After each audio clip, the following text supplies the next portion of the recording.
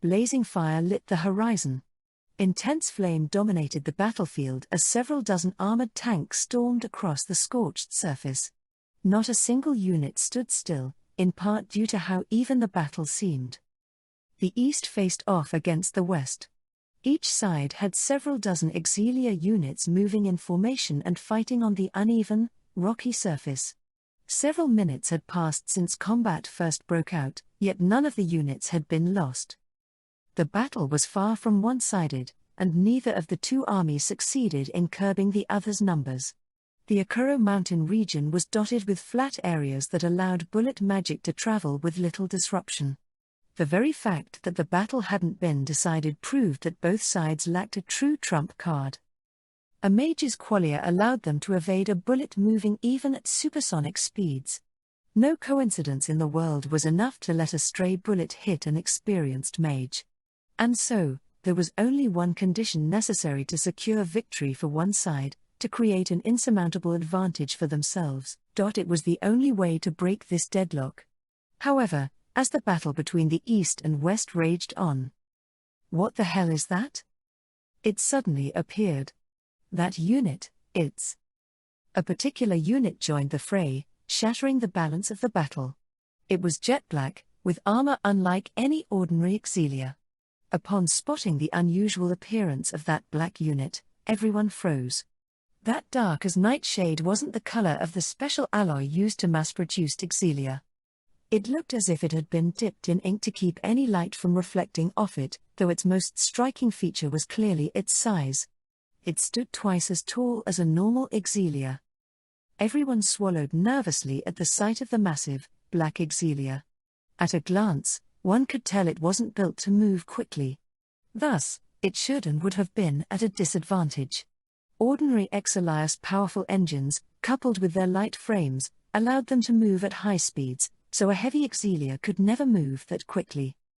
But the very next moment, that massive unit rushed forward, reaching incredible speeds in the blink of an eye. And using that momentum, it battered the East's auxilia division. It moved quickly, but not faster than a bullet. Its forward charge, a simple ramming attack with a clear trajectory, attempted to decimate them. Evading it should have been simple. But when the Eastern units avoided its charge, it can't be. The black unit swerved its massive frame, looped back in a perpendicular angle, and rammed itself against a few Eastern Exilias that failed to react in time. The air rumbled, and the battlefield itself shuddered under the impact. The units that had been struck burst into piles of crushed metal like rocks split by a hammer. The mages piloting them were reduced to mere red blots on the ground, losing all trace of their human form. One hit, one simple ramming maneuver, had caused untold destruction. And with that, the eerie black unit that had just torn apart several armored tanks, changed its trajectory to hunt down a new target. 1. Second-generation razor-edge model auxilia. This is data retrieved several days ago from a battle. The second-generation auxilia was a new unit loaded with a flow engine, which generated an output that placed it head and shoulders above existing models. But it was precisely because of that unique characteristic that they couldn't be mass-produced. Thus, only a few were created for testing purposes. Among those units was the razor-edge model. And the footage they'd just seen made it clear just how powerful it was. The black unit you saw is one of the second-generation auxilia units, dubbed the razor-edge model. There are several other second-generation models, but that one was the earliest manufactured unit. In fact, you could even consider it the prototype for all the rest. The flow engine was perfected alongside that unit. The flow engine was a piece of technology created in the eastern country of Altmenia by the nuclear physicist Chris Fallman. The cutting-edge technology took a great deal of the nation's funds to develop, but a unit loaded with that very engine fell into the hands of their greatest enemy. Of the two units the West stole, this one has appeared in several battles. They're likely gathering data through deployments, since they don't understand the technology behind it. Chrysa's analysis seemed rational and calm, likely because she'd spearheaded its development. She observed the recording as mere data, then offered a detached, organized, and objective analysis on the performance of the unit she'd created. But one boy frowned as he listened to her words. This cadet, Rain Lance, had been called to Alastra Academy's headmaster's office, where Chryse had shown him footage of the Razor Edge model stampeding through the battlefield. And as he did, Rain's fingers dug deep enough into his hand to draw blood. The second-generation Exilia. Rain quickly found himself lost in thought. 2 days ago, Rain Lance had narrowly escaped death's door and survived a fatal battle with the ghost Dedrim. She'd arrived armed with her powerful crystalline bullet to steal the turret model Exilia. The battle had concluded when the power of Oblivion struck down her partner, Isona Cole. Oblivion was the power to erase a person from existence, destroying them more completely than death ever could. The devil's bullet that Rain wielded erased every accomplishment and achievement of the person it struck, remaking the world into one untouched by their presence. Reprogramming. The girl who'd produced the devil's bullet had used that term to describe the shift in the world. She'd entrusted the bullet to Rain and watched over his actions. And he'd used that bullet with wild abandon. Time after time, in as many battles as it took for the sake of his one true goal. He wished to end the century-long conflict that had raged between the East and the West. To sever the cycle of destruction and tyranny. With that purpose, Rain used the devil's bullet to change the battlefield over and over, wiping his foes from the annals of history once and for all. But he knew, of course, the power of that bullet was literally the power of the devil, something no human should have ever wielded. The power of Oblivion even wiped away its victims' deaths, inflicting an absolute erasure, an affront to life itself. Such a power became an inescapable cross Rain had to carry. But he'd already resolved to carry that sin, to sully his hands with crimson blood as many times as it took, in order to end the war. To that end, he would fight on. And so, a mere few days ago, Rain had erased a man from existence, a Western officer by the name of Isona Cole. Cole had been a factor in the creation of the ghost Dedrim, and now they found themselves in a world where he had never even existed. Dedrim remained dead and likely had no means to resurrect. With Dedrim's presence as a ghost wiped away, the West should not have been able to steal the second-generation Exilia, so the East still had it as a trump card. Or so Rain had assumed. Unfortunately, the situation in a world without Isona greatly deviated from his expectations. How'd the West get their hands on a second-generation Exilia? A silver-haired girl mumbled, gazing at the footage. That's an impressive rig. That's all you've got to say? Given the little information we have, yeah, that's all I can say. 3 people occupied the room, Rain included. One of the other 2 was the Academy's headmaster and developer of the second-generation Exilia, Chryse Fellman. And the other had long, silver hair that shifted as she spoke. So what's this Razor Edge model? The girl asked, pressing Chryse for information. Put simply, it's a heavy, sturdy unit. We basically went with the most primitive design concept imaginable, yes. The girl looked like an ordinary person, but nothing was further from the truth. She had died a century ago, but resurrected in a new body. She was the one mage capable of producing the devil's bullet, the ghost heir. As Rain took in her face with a sidelong glance, he thought back to what had happened over the last few days. Nothing about her looks out of the ordinary. The ghost Dedrim had now never been created, which resulted in 2 phenomena. The first was that the second-generation Exilia, and its superior performance, fell into the hands of the West. Put another way, technology that should have been exclusively in the hands of the East had leaked. The second thing that happened was that this previously confidential technology seemed to be in wide use in the reprogrammed world. It was a serious discrepancy. The second-generation Exilia was exceedingly powerful, yes, but it carried far too many state secrets to roll out into live combat. If someone seized it during a battle, the technology it carried would be stolen. And so, they would only send it out to battle once mass production was within sight. But the situation had drastically changed in the newly reprogrammed world. In this world, the West had successfully seized the unit. And then they developed the second-generation Exilia faster than the East and sent it out into battle. Now they were already gathering information on its performance. 2 days ago, Rain had learned that fact. After shifting the world, those capable of recognizing the changes had to figure out what happened on their own. On realizing he needed more details, he consulted Air. The two of them then went to Kreis, who likely had the most intel on the circumstances currently surrounding the second-generation Exilia. The explanation she'd offered them was this combat footage of the Razor Edge model. The Razor Edge model.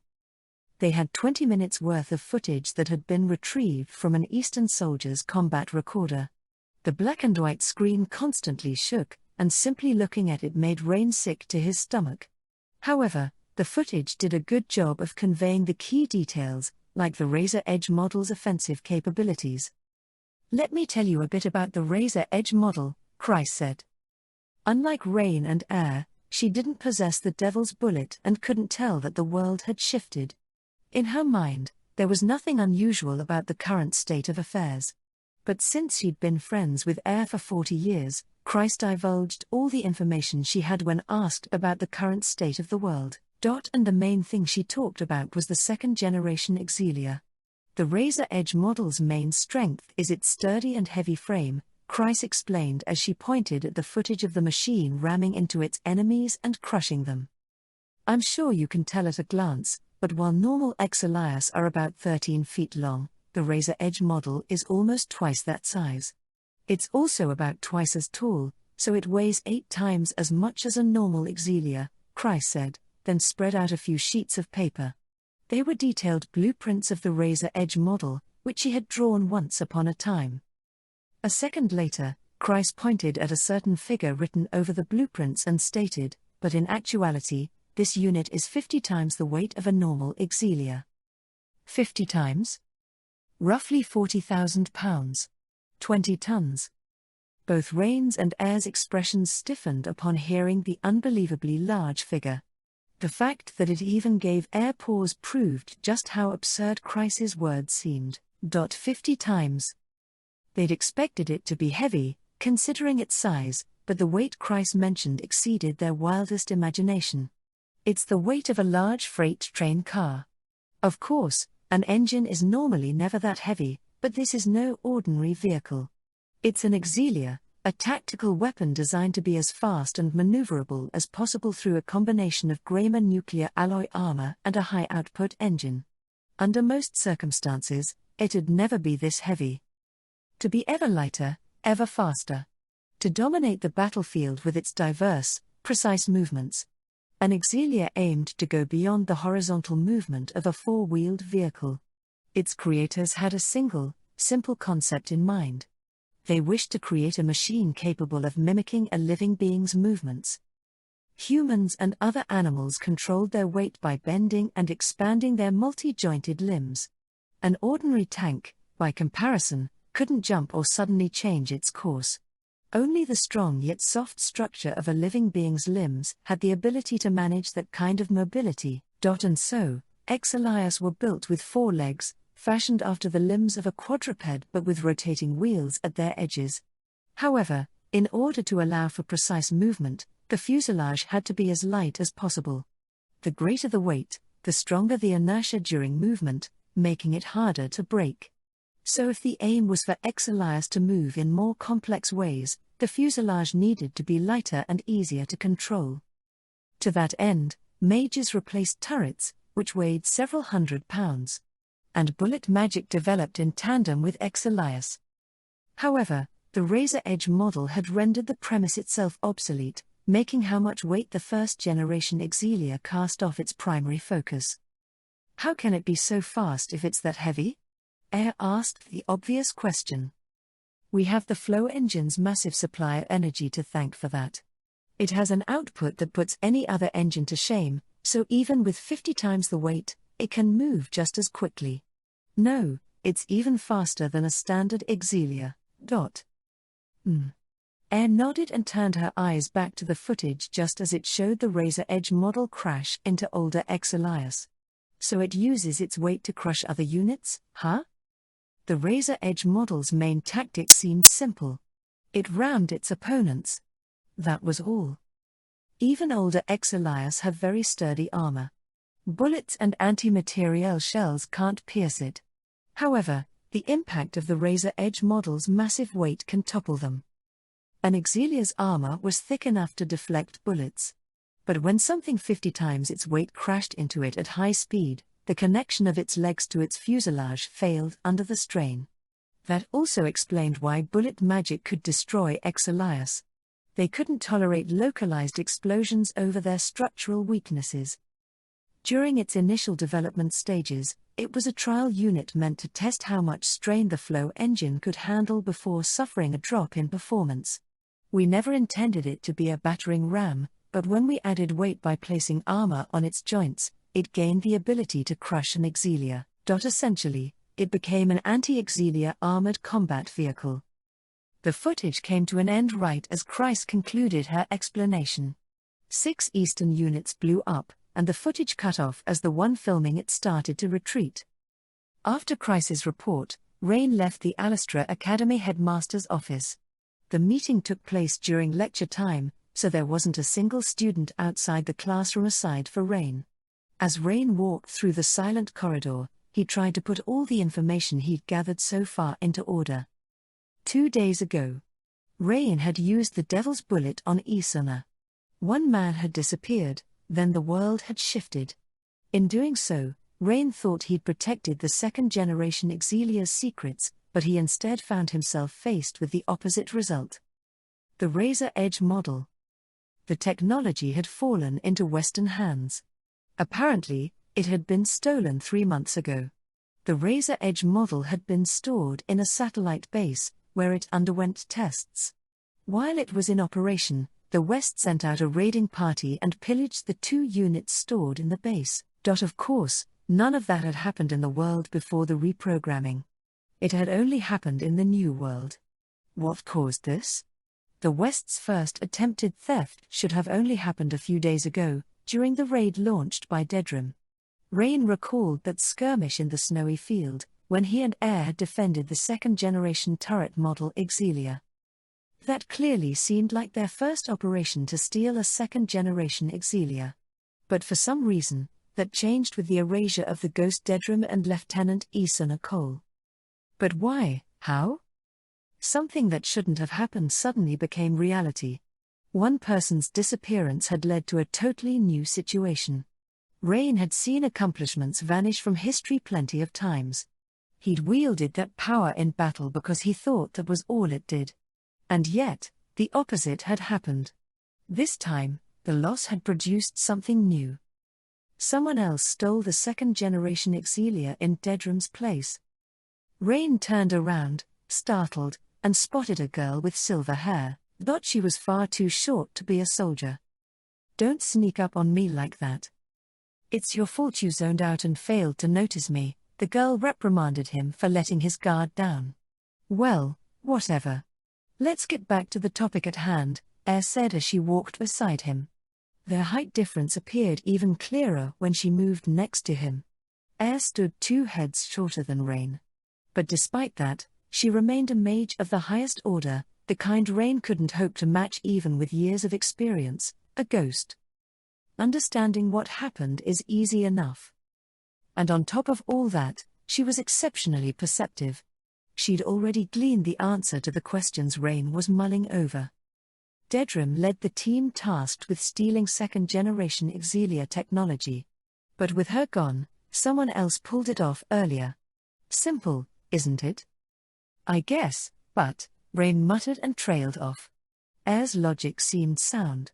Dedrim was out of the picture, so someone else had pulled it off in her place. But who did it?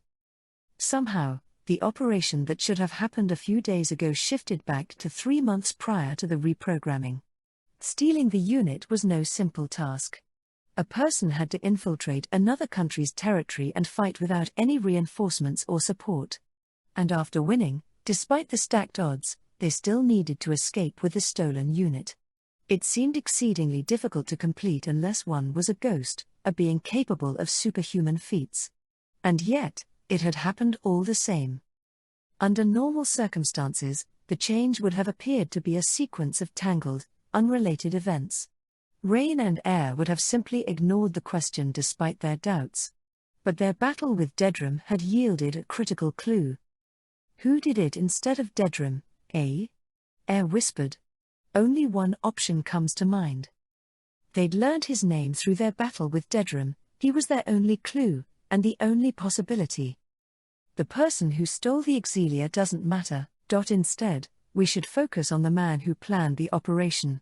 And I'd bet it's the same person who gave Dedrim her orders, Air said, summing up her conjecture. I'm talking about Kaisei Reisman. He was behind Dedrim, and he probably had a hand in stealing the second-generation Exilia. That's the only coherent explanation. Kaisei Reisman. Rain kept thinking about that name as he walked forward. He didn't know the man's face or voice, but he couldn't get him out of his mind. Rain had learned his name at the end of their battle with Dedrim, when her body was damaged and her insides were exposed. Within her remains, they found a packed bullet. And the name of the person who controlled Dedrim, Kaisei, was etched upon it. That meant one thing. Dedrim was manipulated by the owner of that bullet, by Kaisei. Perhaps they'd been overthinking the information they were lucky enough to gain.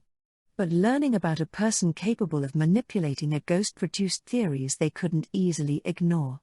For example, what if he didn't just manipulate ghosts? What if that man created them? In that case, Rain's thoughts wandered, and his expression turned grim. Anyway, said Air, walking beside him. We don't have enough information right now, so we shouldn't jump to conclusions. Keeping every possibility in mind is important, sure, but the changes the Devil's Bullet produces are complicated. We'll never run out of questions if we keep mulling over it. So we have to gain clear, certain information. How? By meeting Kaisei. I know, he's an enemy officer. And that means we'll have to catch him and beat the stuffing out of him until he talks. Right. Air's voice sounded thick with malice. She seemed incapable of holding back her emotions in this case, and Rain could almost see the steam rising from her head. Her anger was understandable, however. Air was a ghost, a soul forced to rise and fight after death. And she'd learned that another ghost like her was manipulated by that man. That wasn't to say she felt some kind of camaraderie. If anything, other ghosts were enemies Air had to kill. But even so, the ghost of Black they met on that snowy mountain felt special. Even Air gets angry sometimes, huh? Seeing that part of Air didn't overwhelm Rain, though. Honestly, it was something of a relief, because he rarely saw her get emotional. When they first met a few months ago, Air felt to Rain like a mysterious, inhuman presence. She was a girl of transcendent skill and knowledge, as well as the mage who created the Devil's Bullet, a power that bent the rules of reality. Frankly, Rain almost felt she was from another world entirely, looking down at him and manipulating him freely. She always seemed to sneer at him disparagingly and act so high and mighty. But lately, while she still apparently took pleasure in Rain's flustered confusion, she treated him more like an equal. And that honestly made Rain feel happy. Maybe we're finally getting closer. There were still parts of each other that both of them couldn't intrude on, but little by little, they'd opened up. That was how he felt. What's happened over there? Air raised her voice in a quizzical tone. As they walked through the external corridor connecting the headmaster's office to the lecture wing, they encountered a large group of students crowding around the bulletin board. There were about 100, all looking at some posting. Except. What's wrong? I have a bad feeling about this. Yeah, you would, wouldn't you? Most news within Alastra Academy, with the exception of orders directed at individual cadets, was posted on that bulletin board. And Rain couldn't recall a single time that news on it hadn't caused him grief. Despite appearances, you're a major problem child, aren't you? Shut up. What trouble did you get into this time? Snickered. I take that back. I don't want to get close to someone this evil.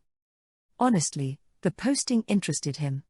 The fact that it was up for all to see implied it was a message directed to the entire student body. And so, considering past experiences, Rain couldn't help but be curious. He wanted to check right away, but the large crowd surrounding the board blocked all paths toward it, making it inaccessible. If someone's going to get mad at you again, maybe I should join you? Spoke playfully, having found a reason to tease him, while Rain squatted near that petite girl's legs. This time, Christ should, wah? Up we go. Put his head right below her, and rose up, lifting her in the process. What?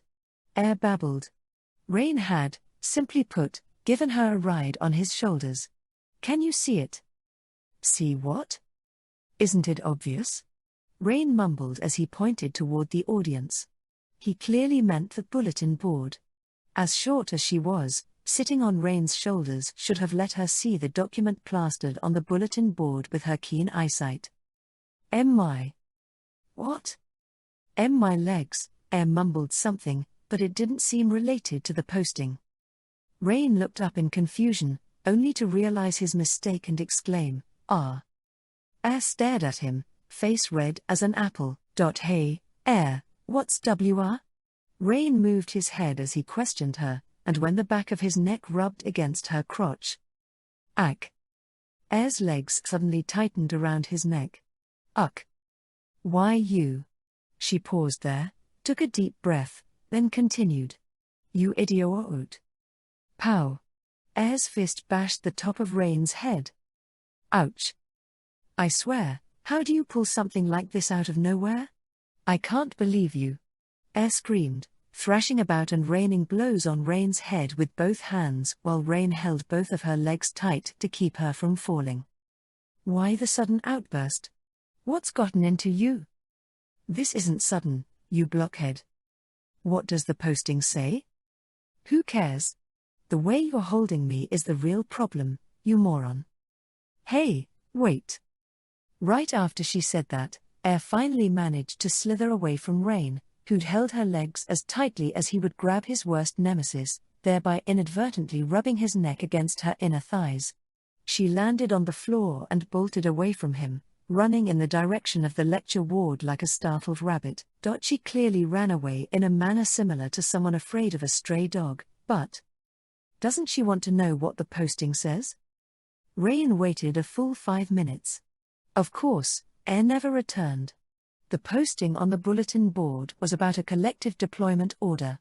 Several dozen third-year students and upperclassmen, including Rain, had to head to the Lakota Ruins region in 5 days. It was a formerly urban area that had become uninhabitable due to repeated battles. 2. Athlee's Battle. Whenever she slept, that scene haunted her in her dreams. There was incandescent heat. Countless bullets whizzed through the air like flashes of light. Flame rained down on the familiar townscape, on the area where she'd made her first friend, on the school she'd attended as a child, on the streets she'd often shopped in.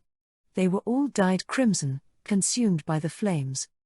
The people fled, but rampaging Exilias violently blocked their avenues of escape, mercilessly sealing their fates.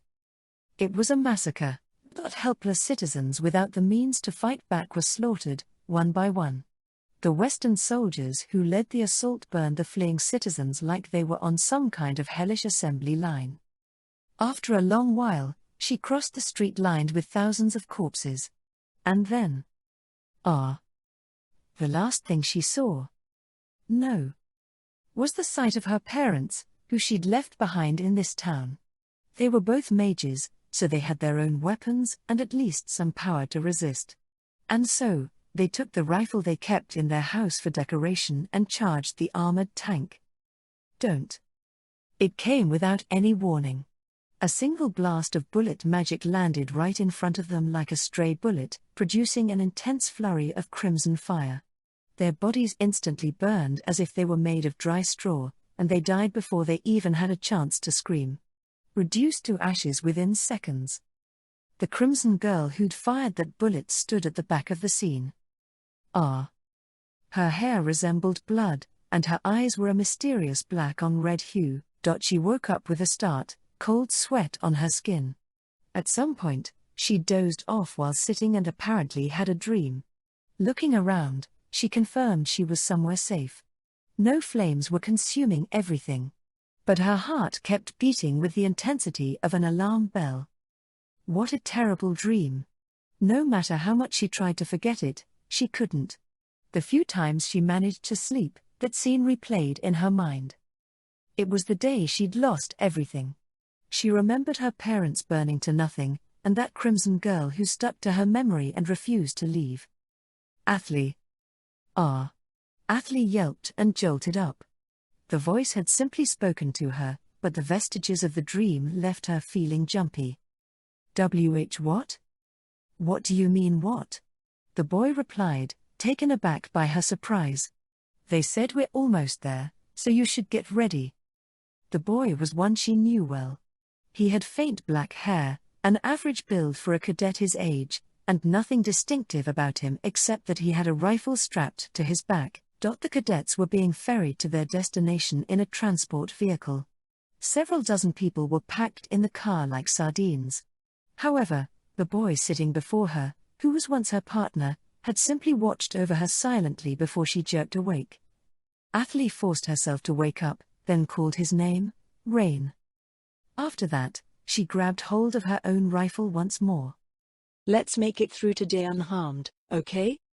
The Lakota Ruins region was once a flourishing industrial iron mining and processing city. But the east and west warred over the mine in the area, and the town suffered. Many citizens fled in search of a safer place to live. Over 90% of the town's population left their houses and belongings behind, so it soon lost all its municipal functions. Lakota was then designated a deserted region and left under the military's jurisdiction. 5 years had passed since then. The townscape was left largely unmaintained, and the area was visibly weathered as a result. Most of the residential buildings were windswept, leaving their outer walls cracked. The roads were unmaintained and riddled with protuberances that made them uneven, making it difficult for a normal vehicle to drive through. It was, for all intents and purposes, a ghost town. Oh, there are some people around. Still, although over 90% of the populace had left Lakota behind, it remained a town for the refugees. I can't believe people are living here. I guess it's not completely unlivable, if you ignore the war. How do they get stuff like electricity and water, though? I hear they manage by using a few lines that still work. In the few miles they walked into town, they spotted several residents. And they didn't look like neglected vagrants, either. The people seemingly maintained at least some standard of living. From what Athley had heard, a human could survive as long as they had access to a fresh water supply. And so, as long as they could adjust to the low standard of living, they didn't need to leave their homes behind. Athley understood them, but it still made no sense to her that they chose to live in a war zone. The two sides had fought over the iron mine, which had been seized by Harbrant 3 years ago. Unlike the rarer, far more unique Gramer nuclear alloy, iron was quite common. But the mine in Lakota yielded several times the ore others did, making it important territory. And that was why Athley, Rain, and the rest were sent there. A suppression battle? Yeah. We're launching a surprise attack that doubles as a blitz. We're going on the offensive, despite being on the back foot overall. For once, they weren't going to be on the receiving end of an attack. The East planned to initiate a battle to retake the stolen iron mine. And in so doing, they would regain the precious natural resources required to continue their war effort. Rain, Athley, and the other cadets would serve as the rearguard of this battle. Meanwhile, the central part of the battle would take place directly near the mine. Athley Magmet's life had always been touched by war, but it had become terribly gruesome in recent years. That said, her parents had both been soldiers, and she was greatly influenced by them and the many relatives she had who were also military personnel. So, in her eyes, people dying in the line of duty was natural. Still, every time it happened, unspeakable grief tormented her. Each time, another scar was etched into her heart. No matter how many times she experienced that pain, the blow never softened. The thought of them drowning in despair, of never seeing them again, filled her heart and body with pain that defied description. And yet, she didn't flee from battle. Quite the opposite, in fact. A righteous flame burned within her chest. Yes. Several people had died around her, and each time, she felt it vividly. Thanks to the irrational, fickle nature of the world, good and evil didn't separate life from death. Only strength mattered. The weak died. That was all there was to it, and once she knew that, Athalie had started to hate feeling powerless. That feeling hadn't changed since the first time she'd experienced it at the age of 10. In order to suppress it, she'd found her way to Alastra Academy and jumped at the chance to become a soldier. But that long-held emotion began to waver at last. There was a distinct reason for that. A series of shocking events had taken place several months ago. That hellish, burning scene still haunted her dreams. The West had invaded the town she was born and raised in, Lemnos. And the battle that took place there had claimed the lives of the people she wanted to protect most, her parents. Back then, Athalie had seen her, the one who set fire to her home and killed her parents. Curlalith. She was an uncanny presence, a crimson existence. Something about her seemed fundamentally removed from the rest of the world. And she stole everything from Athalie, the town she lived in, the peace around her, the parents she loved. Bitter resentment filled her heart. She began to hate the world itself. But a few days later, maddened as she was with grief and confusion, she chose to step onto the battlefield with a broken heart. And there, the whims of fate changed Athalie's future. During a battle over a mine, in an urban area where the East and West clashed, she accidentally laid her hands upon it. In the end, Athalie looked around to confirm no one was looking, then pulled out a single bullet casing hidden in her breast pocket. The bullet itself had long since disappeared, but the shell looked different from an ordinary bullet's in a few ways. It was silver in color. It shone as if covered in foil, unlike other bullets. However, its coloring wasn't the only odd thing about it. The most striking, startling aspect was the name etched onto it. What do I do? Curlalith Lambert. The name of the woman who had reduced both her hometown and her parents to ashes was etched on the silver bullet. It had appeared after Athalie shot her. Enough. I have to stop thinking about this. Athalie shook her head, refusing to let thoughts of the bullet dominate her mind. The moment she killed that girl flashed through her memory. Rolling flames had surrounded her as Curlalith appeared before her, already deathly wounded. Faced with her parents' killer, Athalie had been overcome by bloodlust and fired a bullet. In fact, it was the first time she'd ever shot another person. Forget about it. For now, at least. She forcibly pushed the image from her mind. No, she had to banish it because the battle was about to begin. 30 minutes ago, the East had launched a surprise attack on a satellite base located near the mine. They then expanded the front by sending in waves of soldiers like a tsunami, flooding Lakuta with armored weapons. The cadets were ordered to remain on high alert aboard their Exilias. Athalie may have had the leisure to ponder the silver bullet, but that was only thanks to luck, since they had to be ready to fight at a moment's notice. Of course, because they were the rearguard, they only ran the risk of getting involved in the battle if it turned in the West's favor. And that wasn't likely. Still, they were on a battlefield, so there was no telling what might happen. And so, Athalie really had to focus on the events unfolding before her eyes instead of wandering off into thoughts about unrelated events. However, right when that thought crossed her mind. Athalie looked around calmly and realized something. The classmate who often paired with her was nowhere to be found. Rain.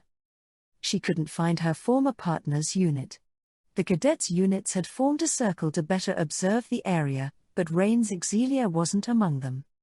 He'd been paired with a transfer student, Air, for the operation, and she'd seen the two of them sitting on the same unit earlier. But the cadets were ordered to remain on standby and weren't permitted to move from their position in the middle of the operation. So what had happened to them? Where did they go? Athalie looked around one more time, but... The view before her soon distorted. This feeling. Reality seemed to bend. And yet, she knew the sensation wasn't something conjured by her mind, since she'd experienced it before. Not again. Athalie didn't even get the chance to grasp the situation. The scene before her eyes distorted and bent. And then, the world shifted. Ugh. An odd sensation washed over Athalie for a few seconds. But eventually, the distortion died down. After that, Athalie looked around and... realized she no longer stood in the same spot she had a few seconds ago. A burning forest filled Athalie's field of vision. What? Athalie questioned reality, failing to grasp what had happened. After the odd sensation overtook her, the scene before her also changed. She was surrounded by trees, while bullet magic was quickly whittling them down. It was the cold season, but the swirling flames filled the area with smoldering heat. This was a battlefield, the front lines. She no longer stood at the rear. The exilium she was in was a different model from before, though, and one other factor greatly differed from her previous situation. Athalie, a voice called out from behind, from the gunner's seat. She'd been paired with someone she didn't usually work with for the mission. He was an intellectual, mature classmate named Barris. But this wasn't his voice. Rain. I know this sounds strange, but I've got to ask you something. The black-haired boy who never let his guard down on the battlefield. Where are we again? Suddenly asked where they were. An hour earlier, right when the battle over Lakuta began. The East had begun its final preparations. They'd deployed 5 platoons, 4 of which consisted of 5 exilias, while the remaining 1 contained sniping and intelligence experts. A total of roughly 20 exilias and over 200 combatants on foot were set to penetrate the West's defensive lines and suppress the area with overwhelming firepower. The cadets weren't counted among their ranks, since they served as reserve members. They would only be called in if there was a need to make one final push to secure victory, or if the operation failed and the East needed to retreat. Still, even with that in mind, one duo among them had no intention of sitting on their hands, Air and Rain. There's only one thing we need to keep in mind this time, Air said. The two of them sat in their exilia, which was an armored weapon in its own right, even if it was only equipped for cadet use. And that is? The enemy's on the defensive this time, Air said as she looked in the direction of the mine. They were situated directly north of the Lakuta ruins region, meaning the mine was even farther north. Our side's usually on the back foot, but that's not the case here, which makes the Devil's Bullet that much harder to use. We'll have to be extra careful. The Devil's Bullet could erase people from existence.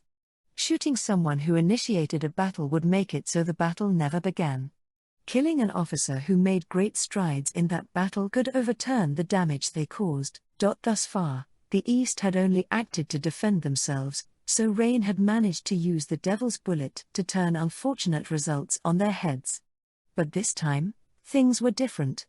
The East was the aggressor in this battle. In other words, their enemies hadn't done anything yet. Though, once the battle begins, I assume some people in the West will employ some interesting tactics, Air continued. To begin with, the West will have to react to our side as they defend, which they aren't used to. Rather than attack, they'll probably focus on holding the line. A defensive battle was fought differently.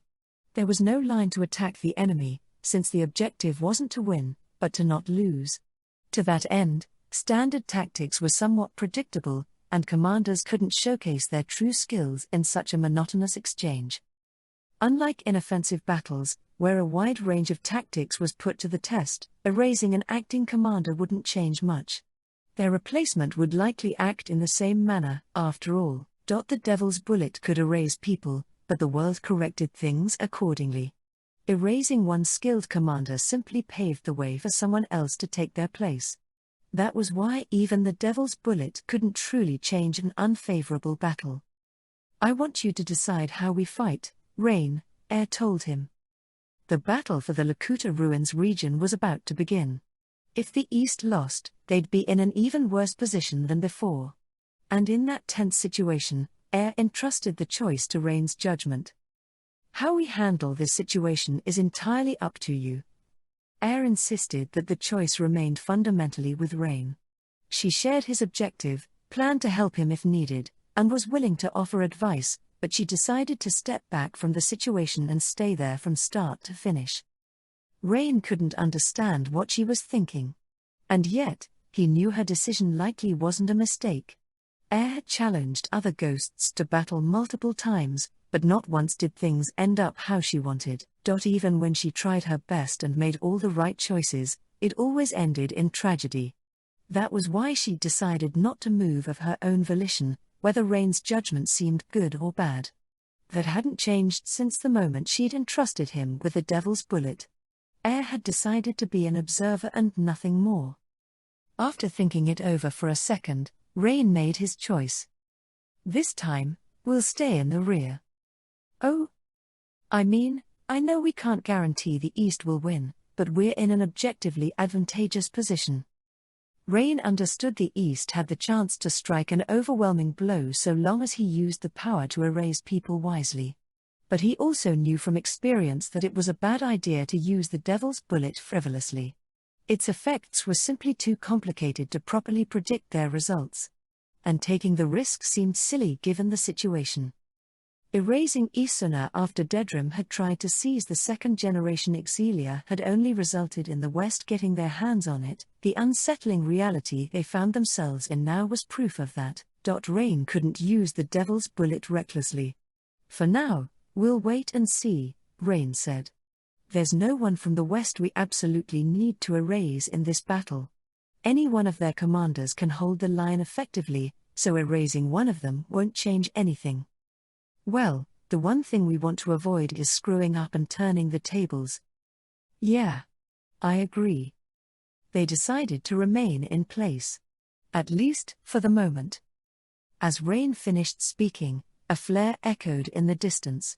The East's armored units had made contact with the enemy and entered combat.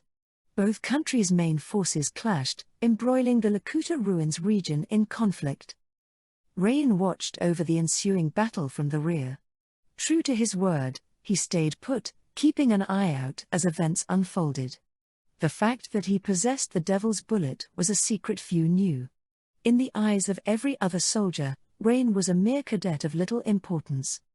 His only duty was to guard their rear flank. The cadets remained motionless, only receiving information through scheduled transmissions. They waited with bated breath, praying for victory. "I have a bad feeling about this." Unfortunately, a premonition of disaster struck Rain, who could do nothing but hold his ground and wait. 50 minutes later. "We have currently suffered 0 casualties. Cadets are to remain on standby." They'd received their 5th scheduled report. The transmission was brief. "Wow," Air uttered as she listened to the transmission from the manipulator's seat. "It seems this country can get results when it puts its mind to it. Maybe they pulled it off by using weapons other than Exilias? Not that I care." "Well, you should. It's not like this doesn't concern us. Looks like we won't have to interfere today." 50 minutes had passed since the battle began, and the East had broken through the West's defenses and breached their lines. In a defensive battle, that initial breakthrough was crucial. Their success meant only one thing. "I guess we won." The surprise attack had worked. Their chances of success were predicted at over 70%, so it wasn't an unexpected outcome, but Rain still sighed in relief. The sounds of the bombardment in the distance gradually died down. The enemy forces decreased, and the engagements between Exilias also lessened alongside them. However, some units still fought back. They were too far for him to see, and there were enough obstacles to hide them from sight, but Rain used his rifle's scope as a makeshift telescope to keep track of things.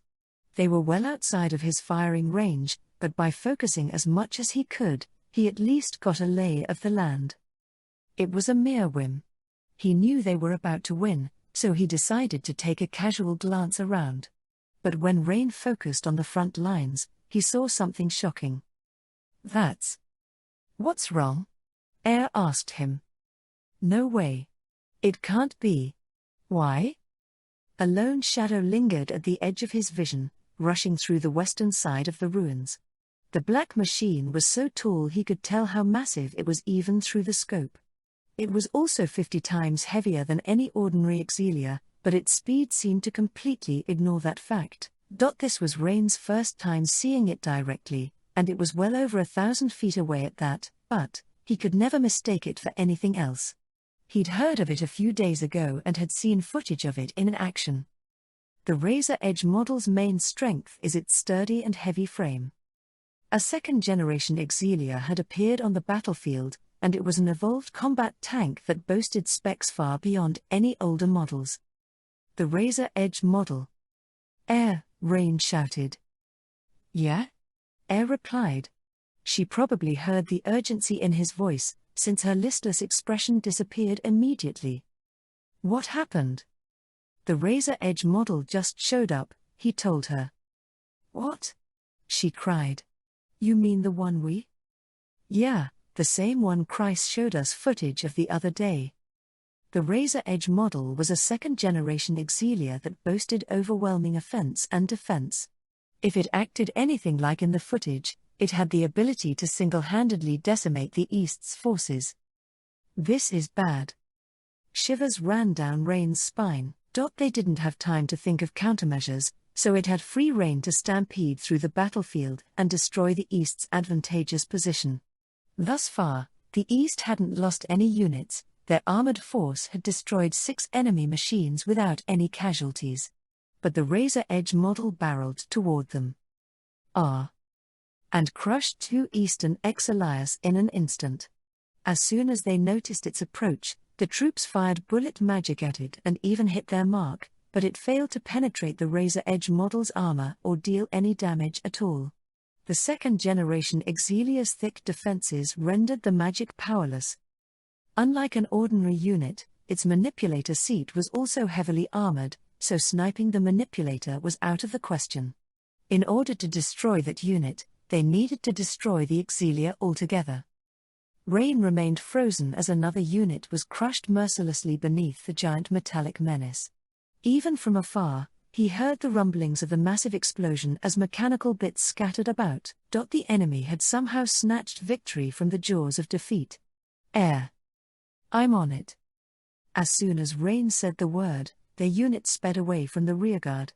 Air had previously placed them in a blind spot away from the other cadets, so they managed to quickly rush down the road. Exelias could run swiftly even on hard soil, which meant they reached immense speeds on paved surfaces. Air crossed the Lakuta ruins region with the speed of a soaring falcon. As they made their way to the heart of the battle, Rain and Air sorted through the information they had. I didn't think we'd run into it this fast. Neither did I. They needed to think of a plan. Victory seemed within their grasp, but the Razor Edge model changed everything. It had likely been placed in the western base assigned to watch over the mine. That, coupled with its slow start-up time, explained why it had joined the battle so late. They'd gotten extremely unlucky, to say the least. They hadn't anticipated enemy reinforcements in the form of a second-generation Exelia here. Chris's words came to mind. This unit is 50 times the weight of a normal Exelia. It had impregnable defenses. And currently it was wreaking havoc, turning the tides. Information on the Razor Edge model was classified, so none of the soldiers who were locked in combat with it knew what to do. The only ones present who understood its true power were Rain and Air, who'd heard about it from Chris. But even then, how are we supposed to beat that thing? The two of them watched the massive unit storm through the battlefield, still unsure what to do. And at that exact moment, a wireless transmission reached their ears. Incoming report. A scheduled message from HQ resounded. We are under attack by a unique unit that has entered the combat area. The manipulator of that unit is attempting to make contact with us. The East rejects any attempts for negotiation on principle. No one should respond. This is a warning. An enemy soldier wished to negotiate with them, and HQ warned everyone to ignore it. Any other soldier would have immediately understood, however. The contents of their transmission are as follows: My name is Kaisei Reisman. Rain and Air heard something different within that message. You are forbidden from accepting transmissions from that officer. Kaisei. Rain felt a chill run down his spine. He felt immense fear for a moment because of Air, who sat in the seat in front of him. I see. That single utterance contained an unspeakable amount of rage, and he noticed her back shiver. She shook with intense anger, and her emotional reaction made perfect sense. If Kaisei was who they thought he was, if he truly controlled the ghosts and manipulated Dedram's desire for peace to his own ends, they could never forgive him. Humph, Air exhaled once. Isn't this a nice twist of fate?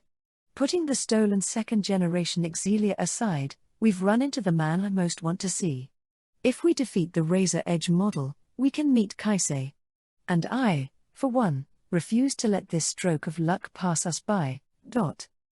What do we do? Win, obviously. Sounds good to me, Rain said, nodding in agreement. No one but them had any chance of dealing with the Razor Edge model. But a reckless approach to it made no logical sense. They needed to cook up a plan to defeat the monstrosity. And as far as they could see, they had no real countermeasures at hand. The Black Beast continued its one-sided rampage. It simply charged forward, felling Exilias left and right. It had such overwhelming defensive and offensive capabilities that it almost seemed like there was no real path to victory. But thanks to her trained eye, Air noticed that something seemed off. This makes no sense. What? It's moving way too fast. Huh? I mean, yeah. No, you don't get it. Something felt off, but whatever it was didn't have to do with the Razor Edge model movements, per se. It's navigating too well. I've been watching it rush around, and I've noticed that it's fighting like it can see through everything in its path. The thing's driving through a forest, which means its vision is impaired by the trees, but it's still not getting lost. Oh, now that you mention it, you're right. No matter how good a unit's specs are, it's a sitting duck if it can't see. Usually, a unit works in tandem with its consorts to counteract that, but the Razor Edge model's all alone. It should have tons of blind spots, but it's fighting like it's part of a team. That shouldn't be possible. In other words, you're trying to say there's a hidden force helping it, right? That was something Rain would never have noticed on his own. But that conclusion begged the question, where were they? As far as Rain could see, the Razor Edge model fought on its own. No Exilia was small enough to actually hide, and while the climb up from the Lakuta ruin region to the mine offered a view of the area below, the actual battle was taking place near the mine. Rain was certain no other Western Exilia occupied the area, but Air proclaimed that the Razor Edge model wasn't working on its own. That meant it was getting information from somewhere, but it can't be. The moment the thought occurred to him, Rain looked around wildly, feeling startled. This was no ordinary forested mountain. It was the Lakuta ruins region. People still lived here. And since they'd launched a surprise attack, the residents of the town weren't given a notice to evacuate. Many of them had failed to flee in time, or simply decided to wait out the battle. Of course, the soldiers fought with no regard for the lives around them, so some civilians got caught in the crossfire. But even so, many of them refused to flee. Where? Rain wondered as he looked around. But he only saw dilapidated houses, a ruined church, and water storage facilities. Where could they be? Rain tried to figure out the enemy's position as he looked east. Oh, there. And eventually, he arrived at an answer. That's the perfect hiding spot. Once he'd found what he was looking for, Rain told Air their destination. A 130-foot clock tower stood in the center of the ruins. Later, Rain would learn that it had served as a tourist attraction before war ravaged the area. It was a symbol of the city, of the dreams of its many citizens who wished for peace. But at that moment, Rain stood at the top of it. "Hold it right there." Threatening violence. "One wrong move, and I'll shoot you through the heart." Rain kept the muzzle of his rifle fixed forward, at two civilians clad in casual clothes. They had neither firearms nor knives in their hands, but something no ordinary citizen could have had rested at their feet, a military transceiver. "You've been watching the battlefield and providing instructions this entire time, haven't you?" he asked. The clock tower rose high into the air, making it a perfect observation deck. "Go on, admit it. You're ordering the razor edge model around from up here. Isn't that right, Kaisei Reisman?" "My," said a slender man with his face hidden under a hood. His attire appeared dirty and his hair seemed disheveled, but he didn't look weak or sickly. He possessed the toned body of a soldier, which was evident even with his clothes. There wasn't a trace of needless flesh anywhere on him. "There are two of them." Rain had found two young men atop the tower, but only one stood upright. Something about this situation was strange. The man squatting next to the hooded figure was struggling to breathe and cradling his bleeding abdomen. He seemed to be dying, but that wasn't the most surprising thing about him.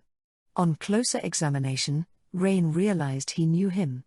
It was First Lieutenant Ian, a rather famous Western officer. Why is he here?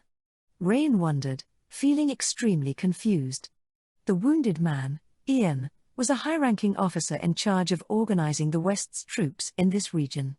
Rain wouldn't have misidentified him, no matter what state he was in. "Oh, him," the hooded young man said with an oddly androgynous voice. "This looked rather troublesome, so I brought him along. He's apparently pretty important in the West, so I figured he'd be good insurance." Rain fell silent. The situation felt incomprehensible. First Lieutenant Ian had authority on the level of a commandant in the West. Injuring a man of his position and dragging him around was no simple feat. "So how can I help you? I imagine you didn't climb all the way up here just to take in the sights." Despite the plainness of the hooded man's voice, there was a stark threat behind it. Rain nearly flinched, but he caught himself at the last moment. "Oh, I see. You heard Kaisei was involved and came to see me." "Yes, I suppose that makes sense. You're right, I'm the one who's managing the razor edge model. Though I doubt that's why you've come, given you already know my name. You're here for me." He readily admitted that he was Kaisei Reisman. It really is him.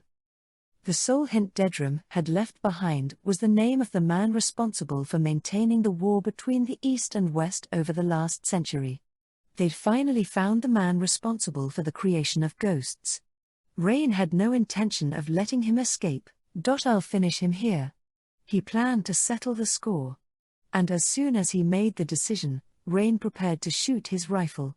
However, Kaisei crumpled in place and fell forward, as if his legs had suddenly given out. Or, at least, that was what he wanted Rain to believe. Unfortunately, the truth was entirely different. After he bent forward, Kaisei swiftly drew the rifle on his back. Shit. He'd fallen forward to trick Rain and quickly draw his gun, which had worked perfectly. Fuck. Ideally, he'd hoped to take him alive, but Rain had lost that opportunity. There was so much information to gain from him. If he was involved with the ghosts, there were many questions he could answer. To what end did he create the ghosts? What was the point of continuing the war for so long?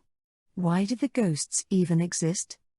If Rain killed him in self-defense, the answers to those secrets would forever be lost.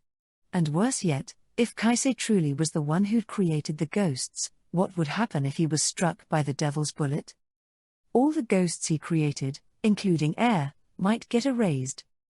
When that thought crossed his mind, Rain hesitated. He stiffened, refusing to pull the trigger. However, "Do it." A voice cut through his hesitation. "Shoot him, Rain," air roared, wiping away his doubts. She ordered him to take Kaisei's life despite the possible consequences. She'd accepted any outcome. "You're so strong." Air had long since made her decision. She knew what they had to do, even if it meant erasing her existence, so she'd summoned her resolve. Rain clearly understood that, and he decided to honor her firm will. "Die, Kaisei," Rain thought as he fired his gun and the silver bullet in its chamber. The bullet magic capable of wiping anyone from existence crossed the few yards between Rain and Kaisei. The hooded figure disappeared before Rain and Air even got a good look at his face. Or, at least, that was how it should have ended. And yet. "See you later." The very next moment, blood spurted. What? But not from Kaisei's body. The other Western officer, First Lieutenant Ian, was hit. The silver bullet lodged directly into the crouched man's skull. No way. Rain couldn't have missed. The bullet he'd fired flew straight at Kaisei, and it hadn't misfired. But somehow, the silver bullet hit First Lieutenant Ian, who sat next to him. "Ha ha ha," Kaisei sneered. It appeared everything had gone according to his plan. The Devil's Bullet's effect would activate, altering reality irreversibly. "Shit, this is bad. Goodbye, Rain Lance." After that final utterance echoed in Rain's ears, the world shifted. An odd sense of vertigo dominated Rain's mind, scrambling his brain. Uck. The reprogramming had taken effect. Rain no longer stood in the clock tower. Instead, he found himself amid a blazing battlefield. The moment he realized that, he tensed, expecting an enemy attack. But none came his way. On closer inspection, he realized his mistake. Trees burned before him, and he stood in the middle of a battlefield, but all the units around him were Alt-Minion. They rode down the mountain at low speed. And eventually, Rain's vehicle's radio spurted out a report that cleared up his doubts. All remaining units from the 3rd Squad are to return to formation. There could still be enemies lying in ambush. Don't let your guard down just because we won. The report delivered rather shocking news. Reality had shifted, creating a world where the East won the Lakuta Ruins region battle with little difficulty. What the hell? What had happened? Prior to the reprogramming, the battle had swung in the West's favor due to the Razor Edge model's intervention. But in this new world, the East had easily claimed victory. First things first, we need to know what's happening. Rain required information to plan out his next steps. Turning his gaze forward, he found that he shared an Exilia with Athli. That particular detail seemed to have changed. "Athli," Rain called out to her. I know this sounds strange, but I've got to ask you something. Where are we again?" He knew his question sounded unnatural, but he had no time to spare. If she probed him, he planned to gloss over that fact. But to his surprise, his question went completely unanswered. "Wait, what?" Athli remained silent. And not because she hadn't heard him, either. When he bent over to get a better look at her face, he realized she was cradling her head as though dizzy. "What's wrong with her?" I asked a pretty simple question. "Oh, sorry, she said before pausing for a moment. My head hurts." "Your head hurts? Why? Did you get injured back there?" "No, it's, I banged my head a little earlier." Ha ha ha, Athli said and moved her head, looking around. Apparently, she didn't know where they were, either. Sure, Rain had no right to complain, since he'd asked her the same question, but that seemed more fitting for a gunner. They often didn't have the best grasp of their environment, so his lack of knowledge wasn't entirely outside the realm of possibility. However, manipulators like Athli relied on their knowledge of positioning and terrain, so she had no excuse. Did she actually hurt her head? Rain worried about Athli for a moment before shifting his focus. There were more pressing matters to address, after all. Kaisei, the man who devised this reprogramming, still remained among the living. How much did he know? What was his true goal? Those were the questions that took over his mind, sweeping away any concerns he had about Athley. 3. Air and Athley in the bath. Phew. It was 2 a.m. Everyone aside from the people out on night patrol was fast asleep, but Athley made her way over to the bath. There really isn't anyone around at this time of night. That day's surprise attack had ended in victory for the East. The cadets, who'd served as reserve troops, got sent back to rest in a nearby satellite base.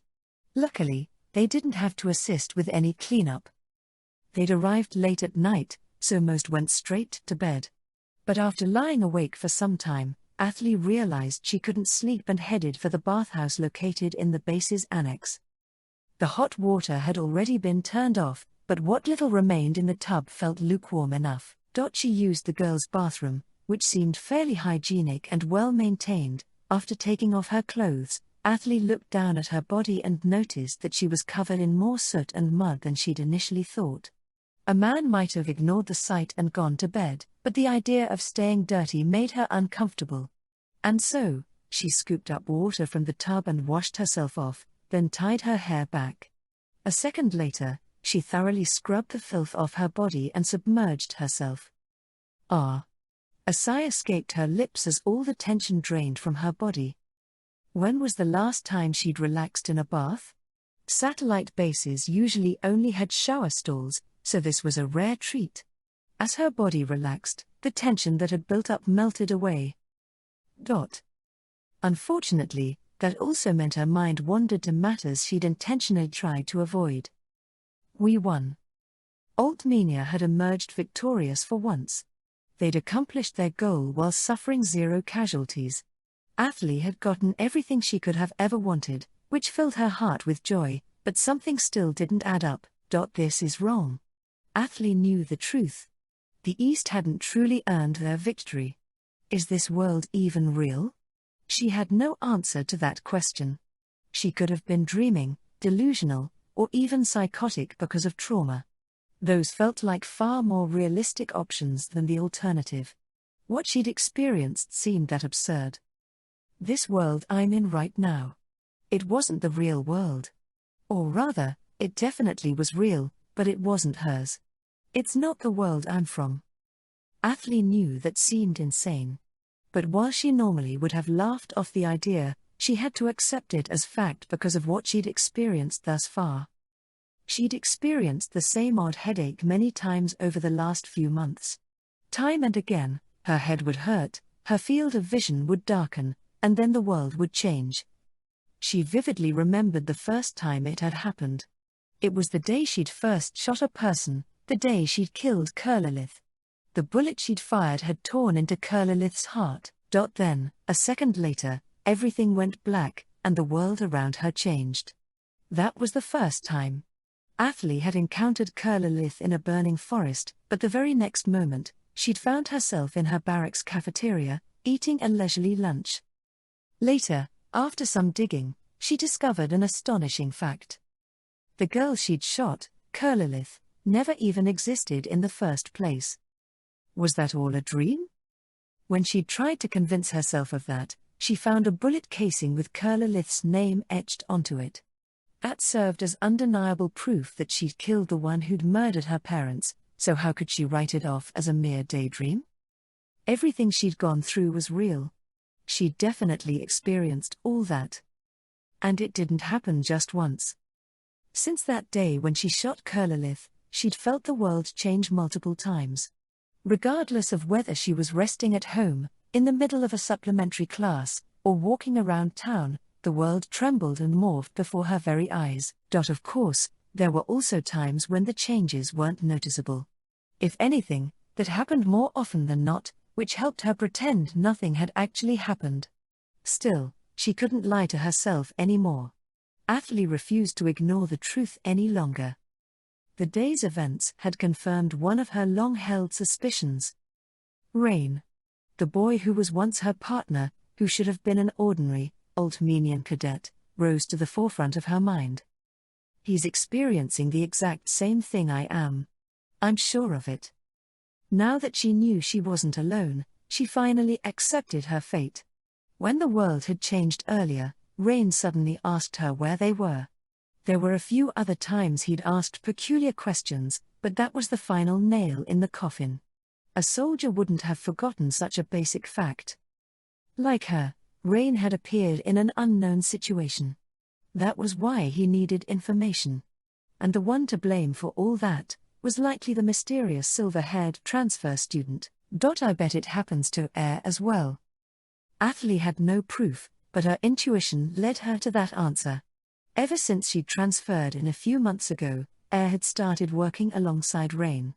No one knew the specifics of their relationship, but that wasn't because of a lack of curiosity. Those two clearly shared a secret. And it was something they couldn't afford to let anyone else discover. Air, huh? Athalie scooped up some water and scrubbed her face as if to scrub away the thoughts of that enigmatic girl of silver. And then, it happened. The bathroom door opened with a loud clank, and someone walked in. Apparently, another girl had the same idea as Athalie, which was all well and good. However, "Ugh," Athalie exclaimed unintentionally. The one who showed up was Air, the very person she'd been thinking about. And Air noticed it was already occupied only after walking in. "Oh," Air mumbled hesitantly, stopping in her tracks. She clearly hadn't expected anyone else to be there at that time of night. "What are you doing here?" "I wanted to take a bath, just like you." "Obviously." Air looked conflicted. Some part of her wanted to turn around and leave, but she'd already waited long enough to clean the dirt and sweat that clung to her. Air was a girl, too, after all, so she found the urge to wash herself hard to ignore. Air eventually gave in to that impulse. Remaining speechless, she dipped a bucket into the water and started washing herself off. She rinsed her body gently, scrubbing away the grime, and then slipped into the water, sitting as far away from Athalie as possible. Air had decided to turn her face away and blatantly ignore a tie, it seemed. Talk about being blunt. "Don't talk to me," Air suddenly said, as if she'd read Athalie's mind. But for all her attempts to keep her distance, the bath was by no means large. The girls sat across from each other diagonally, with only 6 or so feet separating them, so Athalie could see Air clearly. She simply sat in the water, regarding the silver girl with a sidelong glance. "This isn't my first time thinking about it, but she's really pretty," Athalie thought, remembering her first impression of Air as she stared at her. She truly was beautiful. And while Athalie usually took great care to maintain her looks, seeing Air in the hot water made it clear that most of it was still natural. Her hair was tied up and her skin, although a bit sweaty, was exposed. Had Athalie been a boy, her heart would have exploded. The silver girl was incredibly attractive. And ever since he'd met her, Rain had grown distant from Athalie. "Hey, Air," Athalie called out to her. Normally, she'd have elected to ignore her back, but she wanted to discuss something. Air, however, remained silent, ignoring her entirely. "I know you can hear me, Air. Come on." Air didn't so much as look at her. Instead, she decided to keep ignoring Athalie and defiantly turned her face away. That royally pissed off Athalie. She felt she'd done nothing wrong, so she moved toward the other girl. But even as she leaned within arm's reach, Air didn't so much as spare her a glance. Air remained as still and silent as a statue. And so, Athalie decided to resort to drastic measures. "Take this," Athalie roared and cupped her hands around Air's breasts. "Eek." The silver girl let out an adorable yelp. "What the hell are you doing?" "Pfah." Athalie screamed as she took a good splash to the face. "What the hell was that? Why did you touch my boobs?" "Well, because you kept ignoring me. You left me with no other choice." "What kind of screwed up logic is that? Come on. We can talk a little, right?" "No," Air said, taking a frightened step back, covering her chest with her arms. Her guard was up now. Or, don't be a spoilsport. Running into each other here must have been fate, so cut me some slack. We know each other, but we've hardly ever spoken. That's because we've got nothing to say to each other. Well, that's not true. I've got tons of stuff I want to tell you. And I couldn't care less. Air scoffed unpleasantly and looked away. Another period of silence emerged as Air went back to actively ignoring Athley. She started to pretend Athley wasn't even there. Oh, don't say that, Athley mumbled and raised her hand again. In response, Air twitched and moved back, guarding her chest with both arms from a second strike. The skittish reaction sparked a desire in Athley to do it a second time. Time to cop another feel. Deciding that another go would be more fun, Athley extended her hand toward Air. But then she got a better look at Air's body, and she froze. Air's torso was wrapped in a towel. Normally, a person removed that before entering a bathhouse, but Air had kept it on the whole time. When Athley fondled her, she'd groped over the towel, which had made the fabric shift a little, exposing parts of her chest. And thanks to that, she saw that countless old scars were etched onto Air's skin. Bullet wounds. Lacerations. Including some of the smaller ones, there were countless blemishes all over her limbs. Athley realized, a moment too late, why Air had walked into the tub in a towel. Perhaps she would have figured it out sooner if she'd thought a bit more, but it was too late for regrets. Athley understood that Air must have lived a rather difficult life. The scars were proof of that fact. But saying sorry at this point felt wrong, so she didn't. Instead, she thought it best to pretend she didn't see anything. Some soldiers had suffered even more severe injuries, after all. Her past wounds didn't mean she needed pity. Athley decided to change the topic. Turning to face Air, she tried to say something that'd pique her interest. Your boobs are way bigger than I thought. Okay, I'm going to knock you out now, Air replied, clearly enraged. Well, I definitely just put my foot in my mouth. Air rose to her feet and approached Athley angrily. Whoa, hold up. Athley racked her brain, trying desperately to come up with something to say to prevent any violence. For all her joking, she really did have things she wished to discuss with Air. A lot of questions about the mysterious phenomenon Athley had experienced floated to her mind, but would Air answer those questions honestly? Did Athley have any guarantee that Air would tell her the full, honest truth? I don't. Even if all of Athley's suspicions were correct, this girl would never confirm them. She could tell Air harbored a deep darkness in her heart. And her apparent dignity was perhaps nothing more than a lack of trust. That was why everyone else sensed that she was far stronger than her appearance implied. She let no one approach her, with one exception. Rain. Over the course of the last few months, she'd seen Air fool everyone in Alastra Academy. She walked around with a cheap, fake smile on her face, caring nothing for the other students. She clearly didn't even see them as her classmates. She merely considered social interactions a duty she had to fulfill. That was the kind of person she was. She realized the importance of human relations, so she didn't neglect them, but in truth, she trusted almost no one. She refused to close the gap between herself and others and kept anyone from trying to do so themselves. However, her attitude seemed completely different when she interacted with Rain. Air herself probably didn't realize it, and Rain, as dense as he was, likely failed to notice it as well. But from the outside, the difference was night and day. Air rarely smiled when she was with him. The mask she wore around everyone else disappeared when they were together. She acted moody and bored, but despite her cheerlessness, she refused to leave his side. She simply spent time with him, forming a seemingly casual relationship. They always spoke in hushed whispers, and they never exchanged any jokes, but every now and then, Air teased him with a cynical smile on her face. And the amusement there was real. The silver girl stood by Rain, while Athley watched them from the side. Instead of focusing on a complicated question, Athley decided to simply ask her about herself. Where are you from, Air? I'll keep asking until you answer, by the way.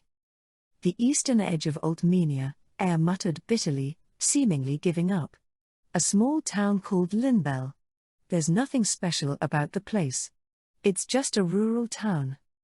That was the first time Athalie had ever heard the name. Yet what mattered wasn't the answer, but the fact that Air had actually responded. She'd shown no interest in her thus far, so Athalie thought she'd ignore her questions altogether. Hearing an actual answer made relief wash over her. If you're from a small town, you must have studied at some other training facility before getting into Alistair Academy, right? I mean, I'd imagine transferring in from the countryside is hard. I live near the capital, and even I had a tough time.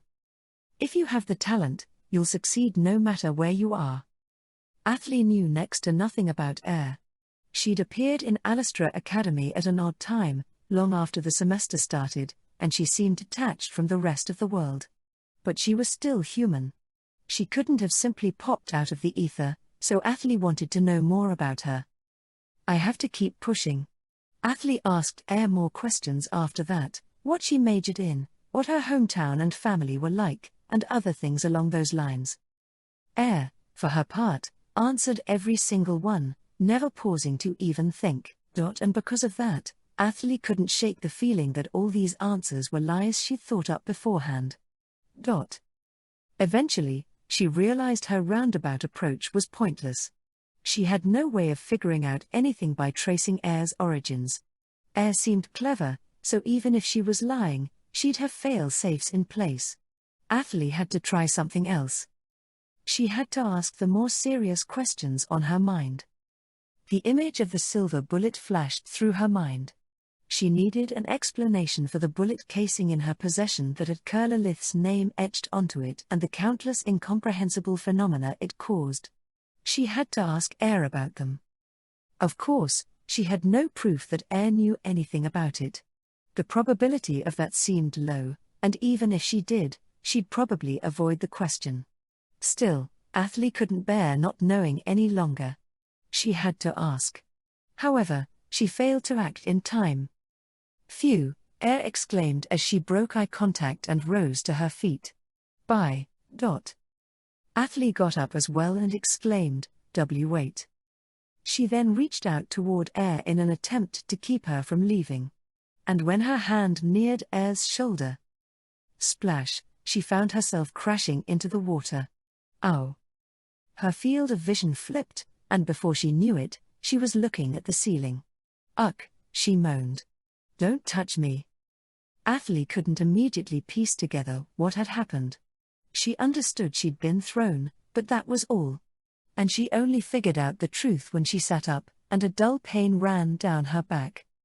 Ugh! It hurt. She couldn't breathe. She'd been knocked into the water, but for some reason, it felt like she'd been slammed against the floor. Had it actually been a hard, stone floor, the shock might have broken her waist or a limb.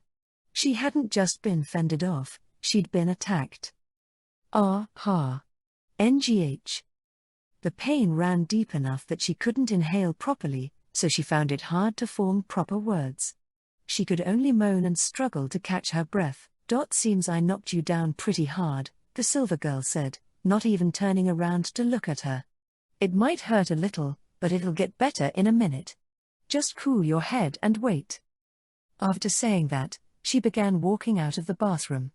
Athalie realized then that she had been completely rejected, making it clear that she had no right to approach her. What? It hurt to breathe, and her thoughts were disjointed, but she still desperately tried to speak. A question different from what she wanted to ask earlier left her lips. What are you and Rain? Rain? Air reacted to the name. Perhaps it was because he was the one thing they really had in common. She stopped in her tracks and turned around, her expression dubious. She apparently hadn't expected him to come up. That was the one question Athalie didn't wish to delay. She'd decided, time and again, that she'd ask it as soon as possible. "Yes, Rain. Air. What are you and Rain doing?" Athalie's question sounded simple enough. What exactly did Rain and Air do as a team? What secrets were they hiding? Those questions had weighed on her mind for months. Honestly speaking, she had little to no accurate information. She could only surmise what happened based on her own experiences, so she needed firm answers. The silver bullet wasn't normal bullet magic. It harbored a special power. But as for what that bullet actually did, and whether Rain actually knew of it, Athalie was completely in the dark. And so she simply asked about it, point blank, to get a reaction she could gauge. If Air was entirely disconnected from the matter, she'd give a confused response, since she'd have no time to falsify a reaction. But if she had something to hide, she would show a flash of terror. "What do you?" Air reacted in surprise to Athalie's sudden question, which made the situation abundantly clear. For the first time that night, her detached expression distorted and her expressionless facade crumpled. "How much do you know?" But it was more than just that. Athalie saw it. She noticed Air had bent over ever so slightly and positioned her right hand behind her waist. No way. A cold, chilling surge of bloodlust struck Athalie. She just. Air had moved on reflex. A mage's automatic instinct was to reach for their pistol in times of danger. But of course, Air didn't have any weapon to draw, so she quickly moved her arm back. It was a swift gesture that lasted less than a second, a movement so smooth that most would have missed it altogether. But Athalie saw it. Did she just try to kill me? When asked the question, Air's first reaction was to try to draw a gun on her. The girl quickly pulled her arm back when she remembered where they were, but Athalie had been on many battlefields, so she recognized the intentions all the same. Air had thought of killing her. If she had had her gun, she'd have shot Athalie dead, and all because of a simple question. She wished to protect her secret that badly. "Tell me, Athalie, how much do you know?" For a long moment, the two of them kept their gazes locked. They were both naked and unarmed for a deadly battle. Knowing that, Air did her best to seem docile, but she couldn't hide the bloodlust she'd let show mere moments ago. She'd made a huge mistake. And that momentary lapse confirmed Athalie's suspicions. "I knew it. This girl and Rain are hiding something big." It was an important enough secret that they'd choose to kill whoever learned of it, even someone from their own army. The gazes of the two girls remained locked on each other in strained tension for another minute or so. Air and Athalie looked at each other, not moving a muscle. Neither of them wanted to let the other casually walk out of the bathroom any longer. Athalie was afraid of letting Air go, since she could return with a gun, while Air refused to let someone who knew about her secret walk around freely. They both wanted to finish things right then and there. A minute or so passed, though it felt like much longer to their anxious minds, before something broke the deadlock between the two naked girls. A shrill siren blared. Ah! This wasn't a typical alarm, this one alerted the soldiers in the base of an emergency. "We've detected a Western auxilia near the base. There's a high probability of an attack. All hands, prepare to intercept." 4. The truth she never wished to learn. The siren eased the tension. As soon as they heard about a potential enemy assault, they burst out of the bathroom and ran to their rooms. Athalie didn't have time to waste getting dressed, so she quickly put on her top and trousers while she was still dripping wet. The alarm warned of an impending attack from the enemy, which meant they had to go intercept them. And so, Air sprinted to her room on the east side to prepare her weapons for the battle to come. However, Athalie didn't follow suit. Instead, she turned away from Air and ran in the opposite direction. "Rain! Rain!" She sprinted toward the men's barracks, mentally chanting one boy's name all the while. One thought had eclipsed her duty as a soldier. Her highest priority was reaching Rain before Air did. "Air tried to shoot me." The memory of their encounter remained vivid. When Air thought Athalie knew their secret, she moved to end her life. Rain. Athalie had no concrete reason to believe he would react differently. But he might. They'd spent a lot of time together, so there was a chance Rain would hear her out. Anyone who knows the secret has to die. But, what if he didn't? What if Rain, like Air, was willing to kill her to keep their secret? She couldn't outright deny that possibility, at least. "No, I can worry about that later." I have to find Rain before Air does. And if she wanted to get to Rain first, the enemy assault was a stroke of luck. The army had ordered an emergency sortie, so Athli simply had to catch him and ride out into battle with him before Air could. That seemed like the best way to survive her current predicament. Athli finally reached the men's dorm, which was already in chaos. Regular soldiers and cadets ran about, preparing for the battle at hand. The hallway was heavily congested, probably because over 200 people were using it. Some soldiers hurried to the hangars, while others headed to the command post. Luckily, Athli spotted Rain among the crowd and called out to him, "Rain." "What?" She dashed toward the familiar figure and dove straight into his chest. "Whoa. Thank God.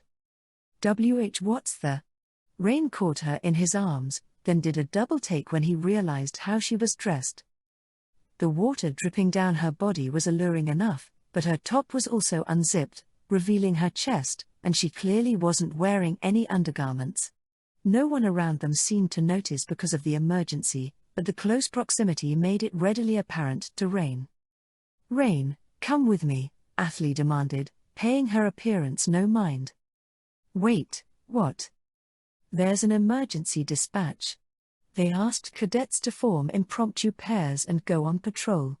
"Come on, let's go," Athli lied hurriedly as she dragged Rain along. He should have partnered with Air, but she made up something to get him out of there. She'd lied to get her way, but at that point, it didn't bother her. Her life was in danger, so she had to risk it. "Please, Rain, please," Athli prayed in her heart. She wished as hard as she could that Rain would fall for her poor lie. Rain paused for a moment to consider what she'd just said, mulling over his options. But eventually, he made his decision. "Impromptu pairs, huh? Well." Athli's desperate gamble. "Okay, let's head to the Exilia hangar." Paid off. "Right. Let's go," Athli exclaimed. She knew that reinforcing a lie with another lie would only create a more tangled predicament. Even a child knew that much. But lies were the best she could manage in that situation. She grasped Rain's hands tightly and left the corridor, towing him after her. A few moments after Athli and Rain concluded their exchange, Air appeared. "Ha, ha," she gasped and panted as she looked around, hoping to spot her partner. "Where is he?" Athli had just barely beaten her to the punch. Where did he go? Air had dashed through the crowd in her disheveled coat. On her back, she carried her 2 rifles, and her personal pistol hung from her waist. They were truly lethal weapons with silver bullets in their chambers. Rain? Air wondered where he was as she searched for him in the crowd. She figured he might have left already, but believing he would be there, she kept looking. However, she failed to find him after 10 minutes. Luck had favored Athli, leaving Air behind. A large number of mages had gathered in the Exilia hangar. An emergency dispatch meant pre-launch procedures were greatly shortened, so Athli and Rain quickly obtained a rough map of the area and got into an M4 Exilia. Their dispatch point, which was a mile to the west, was marked on the map. Their mission was to search for a suspicious intruder and call for reinforcements if needed. The 2 of them weren't standard soldiers but cadets. And cadets were treated differently in emergencies. That was why they'd gotten reconnaissance duty. Rain. Yeah. Rain boarded the Exilia after hearing her call out to him. And as soon as she got into the manipulator's seat, Athli stepped on the pedals with both legs and swiftly accelerated. Their Exilia reached maximum speed within seconds as they headed a mile west. There were no signs of people or other facilities in their way, so they stopped along a road that was halfway up a mountain. It overlooked the base, making it the perfect place to keep watch, so the Eastern Army had gone to great lengths to hide it. Only HQ knew about the spot, so it was unlikely that an enemy soldier had found it. They soon reached their designated spot, which was an abandoned rock formation. Athli parked their Exilia in a relatively open area, completing their preparations. All that remained was to keep watch and report to HQ if they detected the enemy. Sunrise was close at hand, so faint moonlight was the only source of illumination on the mountain. Visibility was poor, and no matter where they looked, pitch-black darkness surrounded them. The moonlight failed to illuminate vast strips of the surrounding woods. But conversely, the lack of visibility applied to the enemy as well. The moment anyone turned on their auxiliaries' lights, they'd reveal their position. And if a Western unit did that, they'd get crushed by the combined might of the entire Eastern Army. An hour passed as they remained on guard duty. Nothing unusual happened, so they simply responded to the scheduled transmissions sent their way. No one had spotted the enemy since the initial sighting. This is strange. Athley pondered what that meant. Another 30 minutes passed before Rain spoke up, saying, "This is a dud. I bet the enemy ran off. They kicked us out of bed for nothing." Rain hung his head, lamenting the wasted time and effort.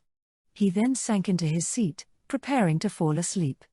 They'd spent all day traveling to carry out a surprise attack, which had tired him out. Athley sighed as she looked at him and said, "You can sleep if you want, but that means you're keeping watch on the way back. Got it? You should also get some sleep." "No, I can't do that." There was no sign of the enemy. Knowing that much, all they could do was wait for their next orders. The fact that no one could find the enemy unit didn't mean they'd be called back immediately. In fact, they'd likely wait another 2 hours in that position.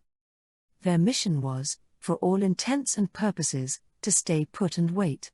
Any normal cadet would have fallen asleep, even if their partner had also zoned out. And honestly, if it had been any other day, even the straight-laced Athley would have counted among them. "I can't sleep," Athley thought, nerves strained. Her heart had been thumping since she'd come out on this mission. No, even before that. She was sweaty and sick to her stomach, but none of it had to do with the enemy raid.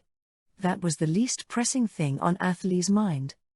She'd effectively admitted to Air that she knew their secret, which ended with an attempt to silence her.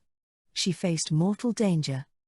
And now that she'd dragged Rain away, Air would believe she was hostile. If Athley returned to the base, Air would kill her before letting her speak even a word in her defense.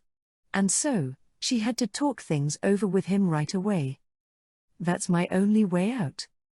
Air was exceedingly cautious, and Rain was just as sharp as she was, but he would be slightly less cautious around someone he'd known for many years.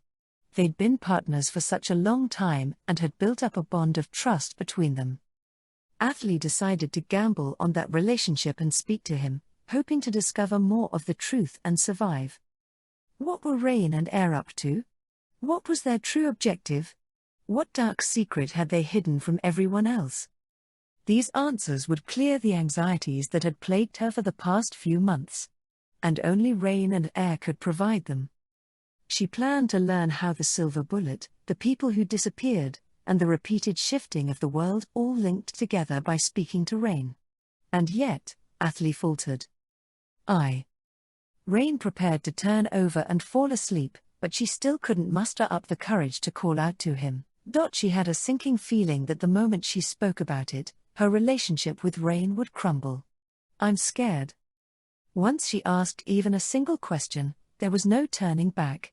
The moment she probed into this secret, her relationship with Rain would irrevocably change. But even knowing that, she knew she couldn't stop. That fire in Athley's heart was still burning, the fire that had reduced her home and parents to ash. Whenever she wavered and found herself unsure of what to do, the sight of her burning parents, as well as the Crimson Girl who'd killed them, floated to the top of her mind. She remembered what happened every time. She'd tried closing her eyes, but it felt like the image had somehow burned into the back of her eyelids, overshadowing her inner conflict. Rain had fallen asleep. He'd been trained to take advantage of any short period of time to catch up on his rest. That seemed like the perfect moment to question him, but Athley knew better than to mistake his current helplessness for genuine weakness. Her hand crept to her waist, toward her pistol. "I'll probably need this." She expected their discussion to turn into a negotiation, so she needed a weapon. Considering her position, she had to assume the worst. She had to assume Rain would consider shooting her. And so, she prepared herself for that outcome by confirming her weapon worked. Athalie steeled her heart, no longer holding any optimistic expectations or hopes. I guess I can't service my gun here. She realized she couldn't afford to make any noise, so she hopped off the Exelia and down to the ground. Leaving Rain behind, she entered the woods and jogged to an area illuminated by the moonlight. She eventually stopped at a point 150 feet away to service her gun. The trees around her looked extremely thick, and she ended up farther away from the Exelia than she'd planned, which seemed suspicious. Then again, if Rain woke up and asked, she had the option of lying about going to the bathroom. However, when she stopped in those woods, she found something extremely startling. Something that couldn't have been there, something that shouldn't have been there, appeared before her very eyes. Oh? Who's there? A rather slender figure asked. Now, what are you doing so far off the beaten path? It was hard to tell their gender due to their baggy, light blue clothes and fair skin, but the voice clearly belonged to a man. But that wasn't the reason for her surprise. A man appearing in the middle of the woods was startling enough, but the massive, black machine behind him really grabbed her attention. The man sat atop a mechanical monstrosity, the razor-edge model she'd seen rampaging through the battlefield that very afternoon. I have to take him out. Athalie drew her pistol and fired a bullet without a second thought. There was no room for negotiation or conversation. He was a soldier of the West, and perhaps even the one they'd been after. But the moment she shot her bullet magic. Wow. That's a nice gun you've got there. Let me take a look. The pistol slipped out of Athalie's fingers. In the blink of an eye, the man appeared in front of Athalie and caught her right hand. Let go. Oh, sorry, the man said as he released Athalie, who stumbled back a few steps. There's no need to panic. I'm not a bad person, he claimed as he let out a light chuckle. Athalie grunted as she steadied herself. The man acted like he'd done nothing out of the ordinary, but he'd somehow closed the gap between them and grabbed her arms in less than a second. The moment she shot at him, he appeared right in front of her and grabbed her hand. Who are you? Who, me? The man asked as he spread out his arms, acting dumb. I'm Kaise. Listen, I promise I'm not looking for a fight. I'm just here to meet a ghost. The man before her had a slender frame and long, thin limbs. He wore baggy light blue clothes and had long hair that he tied behind his head like a woman's. Overall, his facial features seemed fair, gentle, and oddly androgynous. But his unusual features couldn't compare with the strange statement he'd just made. A ghost? That's right, a ghost. Do you know about the ghosts? He asked, like it was the most casual topic in the world. But Athalie paid it no mind. She had no time to chat. There was no doubt in her mind that he was the intruder, so she needed to eliminate him right away. She had to pick up her pistol. It rested several feet away, meaning she needed at least 2 whole seconds to retrieve it. But this man was a mage and a pretty skilled one at that. In his presence, one wrong move spelled doom for her. Come on, you don't have to be so wary, the man said in a soothing tone. He'd easily noticed her gaze flicking over to the pistol on the ground. Like I said, I'm here to meet a ghost, not fight someone or steal anything. I know this isn't the best proof, but you're still alive, aren't you? Essentially, he claimed he could have already killed her if he so desired. His words bordered on being a threat. So do you know anything about the ghosts? Kaise carried on, undisturbed. I don't, Athalie replied, albeit unwillingly. And she was telling the truth. What was a ghost, truly? The first thing that came to mind was a dead person, or rather, the detached soul of one. And Athalie had never seen any of those. Oh, sorry. I don't mean the kind of ghosts that haunt houses. It's a system I made, you see, and there's something that really exists. They tend to look like ordinary people. What? Athalie mumbled, eyeing the man suspiciously. Each of his words made less sense than the last. My apologies, Kaisei said, turning around as he noticed the dubious expression on Athley's face. But despite the fact that he'd turned his back on her, she didn't grab her gun. See, I'm in no real rush. I just wanted to touch base with that ghost. Generally speaking, I let them roam free. Give me a minute, and I'll explain everything. Kaisei walked back to the razor-edge model and sat atop its fuselage. He seemed to completely relax, and the moonlight shining down on him afforded him a certain mystical quality. Ghosts are a special kind of being. Only the most powerful and talented mages can become one. Athley could do nothing but voice her incredulity. Fundamentally speaking, their job is to spread the war. To stoke the flames, you know. That said, in most cases, they don't know much beyond that. Most of the time, they just fight however their heart commands them. Despite their uniqueness, they function as part of the military, so you might have even met one. I doubt it. Well, maybe you just don't know it. Like I said, they look like ordinary people. His voice sounded so relaxed that one would be hard-pressed to believe he was a soldier in enemy territory. However, his explanation remained cryptic. According to Kaisei, there were magical ghosts who lived and fought only on the battlefield around them. Well, for most people, ghosts are pests that intensify the war. They kill people needlessly, and plenty of towns have been destroyed in the battles they instigated. It's just second nature to them. And they're out there, even now. Again, I don't mean evil spirits. They actually exist. Thus far, his story seemed to have nothing to do with her. She couldn't imagine any single person causing such destruction. It felt like a legend from a faraway country. But things have changed recently, Kaisei added.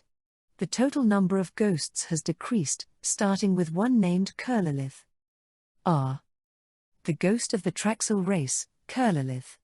The ghost of the Ood race, Alec. And oddly enough, even Dedram, the ghost of the Achiral race. They were all skilled soldiers, but they've been dropping like flies the last few months. It's curious, to say the least. Most of what Kaisei was saying was nonsense to Athley, but one thing he'd mentioned stuck with her, Kurlalith, the name of the girl who'd killed her parents and burned down her hometown. How does he know her name?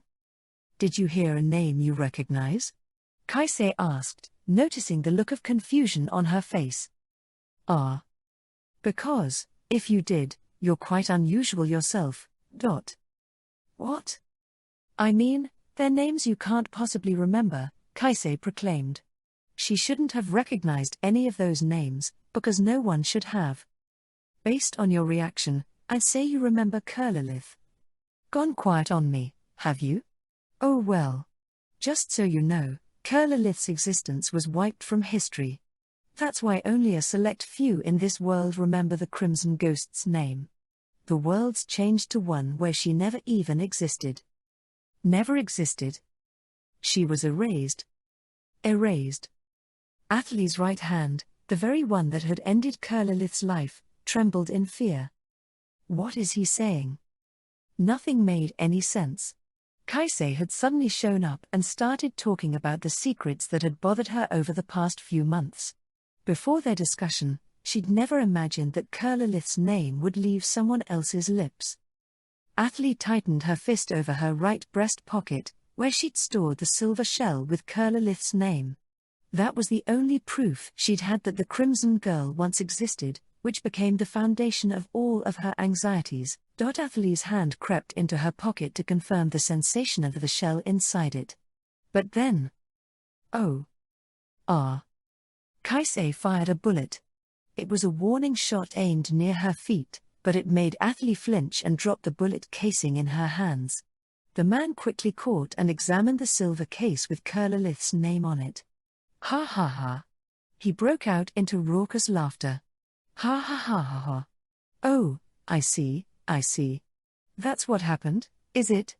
Kaisei nodded, seemingly convinced of something. I wondered what whim of fate drew you to me, but now I know your role in all this. Ha ha ha. The mortal world truly is fickle. I must say, the probability of this happening is effectively zero. It almost makes me believe God exists. Though, if it does, it's surely a god of war. Everything seemed to click into place in his mind, but the same could not be said for Athalie. From her perspective, the slender man simply broke into manic laughter for no real reason. She had no idea what he'd learned by meeting her, what he'd realized, what answers he'd found. What are you blabbering about? She tried to question him, but he cut her off. Ireland Noah. Ah. Do you know her? She's a short girl who goes to Alastra Academy with you. Athalie held her tongue, but that merely gave him the answer he wanted. She's a ghost, too. The forest was far too silent for Athalie to trick herself into thinking she might have misheard him. The divinity she possesses is oblivion. Her weapon is called the Devil's Bullet, a bullet magic with the power to erase the existence of anyone it kills and rewrite history. The silver bullet casing is from one of those. It took Athalie a long moment to understand. The Devil's Bullet is obviously powerful, since it completely erases anyone it shoots and alters reality. The only ones who remember its victims are people who've used it, which means it leaves no evidence behind. You can erase anyone that troubles you, and the world will shift and become one where they never even existed. It's an unparalleled weapon, in the right hands, of course. Wait, stop, Athalie shouted. Her head spun as he unleashed a torrent of unfiltered information. What are you saying? Air is a ghost? What does that mean? Exactly what I said. She died 100 years ago. What do you mean, she died? That made no sense. She'd spent some time in the bath with Air a short while ago. She'd touched her, and her body felt undeniably real. It might have been riddled with scars she wished to hide, but it had a tangible, physical presence. Listen, a physical body means little. In fact, her soul is currently occupying someone else's body. All that really matters is that she had a sound soul when she died. Thanks to that, she became a ghost who can fight no matter how wounded or broken she gets. Kaisei smiled faintly, apparently delighted to have discovered the purpose of this fateful encounter. A ghost's raison d'etre is to fight. Kaisei paid no attention to Athalie's confusion and casually explained, but Athalie could tell each word was part of an important secret. And so, she listened intently in hopes of not missing a single word. She could tell he wouldn't repeat himself, and he was providing invaluable information. That's why I want them to keep fighting and stimulating the war. Unfortunately, Air's bullet is a real nuisance. Whenever she uses it on a ghost, she rejects the very reason for her existence. She's never done anything like this before, but this time around, other ghosts seem to be her main target. How do you know all this? That question nearly left her lips, but she fell silent. She'd long since realized that nothing the man said had a shred of credibility to it. And yet, for whatever reason, everything rang true. In fact, she believed every word of it. And not because of something so nebulous as intuition or the flow of the conversation, either. His explanation simply made everything click into place, and that led her to trust him. Ireland Noah had suddenly appeared at Alastra Academy and struck up a mysterious relationship with Rain. At first, Athalie had assumed they'd met in the past, but was that really the case? Even if what Kaisei said was true, it felt too unnatural to make sense. If a dead person was resurrected, they would need support to be recognized by the authorities. Otherwise, she wouldn't have been able to pass herself off as a cadet and join the war effort. But somehow, she fought on, using her Devil's Bullet ability to wipe people out of existence, hiding her identity as a ghost all the while. And yet, despite the great care she'd taken to hide her secrets, Athalie Magmet had accidentally acquired a Devil's Bullet, which allowed her to notice the shifting of the world. That was something Air could never accept. It was a secret she had to protect at all costs, which was why she'd reacted so acutely. Athalie recalled their exchange in the bath. All she'd done was ask the vague question, "What are you and Rain doing?" And Air had motioned to pull her gun in a show of clear intent to kill her. She'd moved to protect the secret of the Devil's Bullet, If everything this man said was true, if the devil's bullet existed, and if air really was a ghost, then... Let me tell you something, Kaisei said, pulling Athalie away from her thoughts. Ghosts give rise to wars. A clash between ghosts almost always results in the death of countless bystanders. That stands for the girl you erased, Curlilith, as well. Her chance encounter with air resulted in the destruction of Lemanus. No way.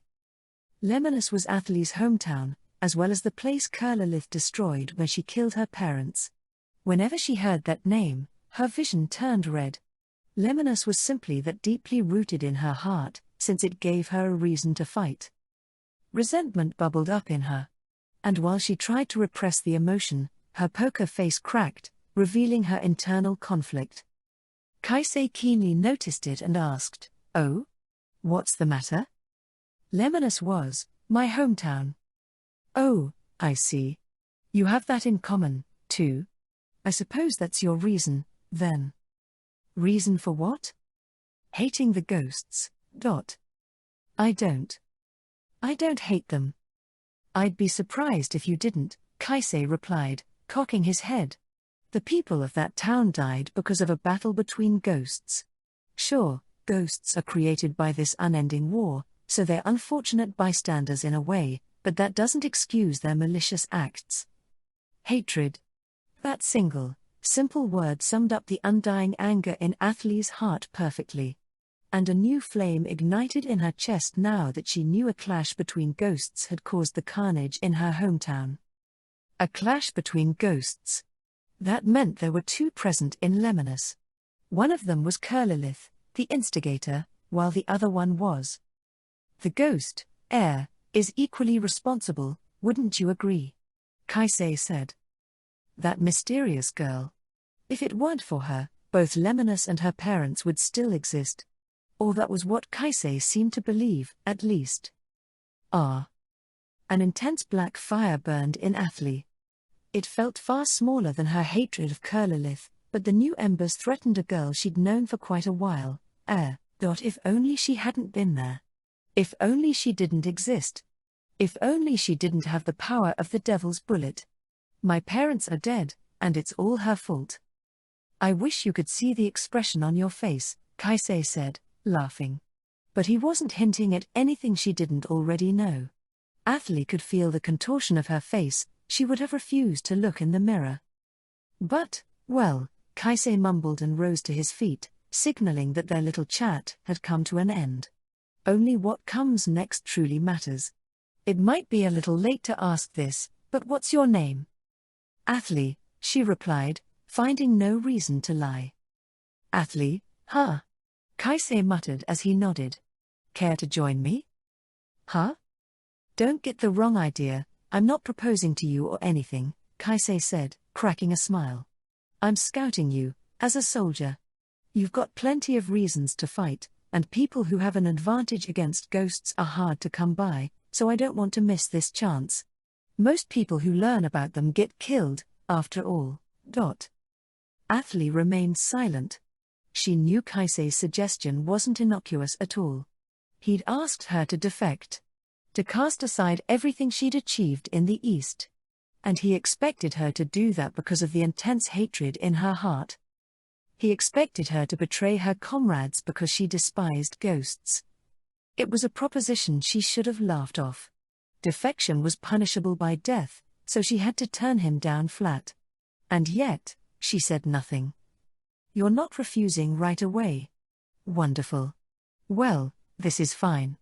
I don't need an immediate answer," Kaisei stated as he threw the pistol in his hand toward her. A model that wasn't used in either the East or the West landed near her feet. "What's this?" "You can keep it. Carry it with you, just in case. It'll help you meet me again." "I don't want it." "Oh, come on. You can never be too prepared. And if you really don't need it, just throw it away. Right, before I forget, let me tell you something else." Kaisei decided to tell her one final thing before wrapping up their chance meeting. In a few days, the Harbrant military will launch an attack on the capital of Altmenia. They'll fight to capture the capital and conclude the Fourth War. I don't know which side you'll be on when that battle takes place, but I do hope you'll stand by me all the same. And with that cryptic comment, Kaisei boarded his Exilia. Goodbye, Athli. I hope to see you again soon. The quiet hum of the Exilia's engine echoed through the silent forest. It carried Kaisei away, disappearing into the woods. And Athli didn't give chase.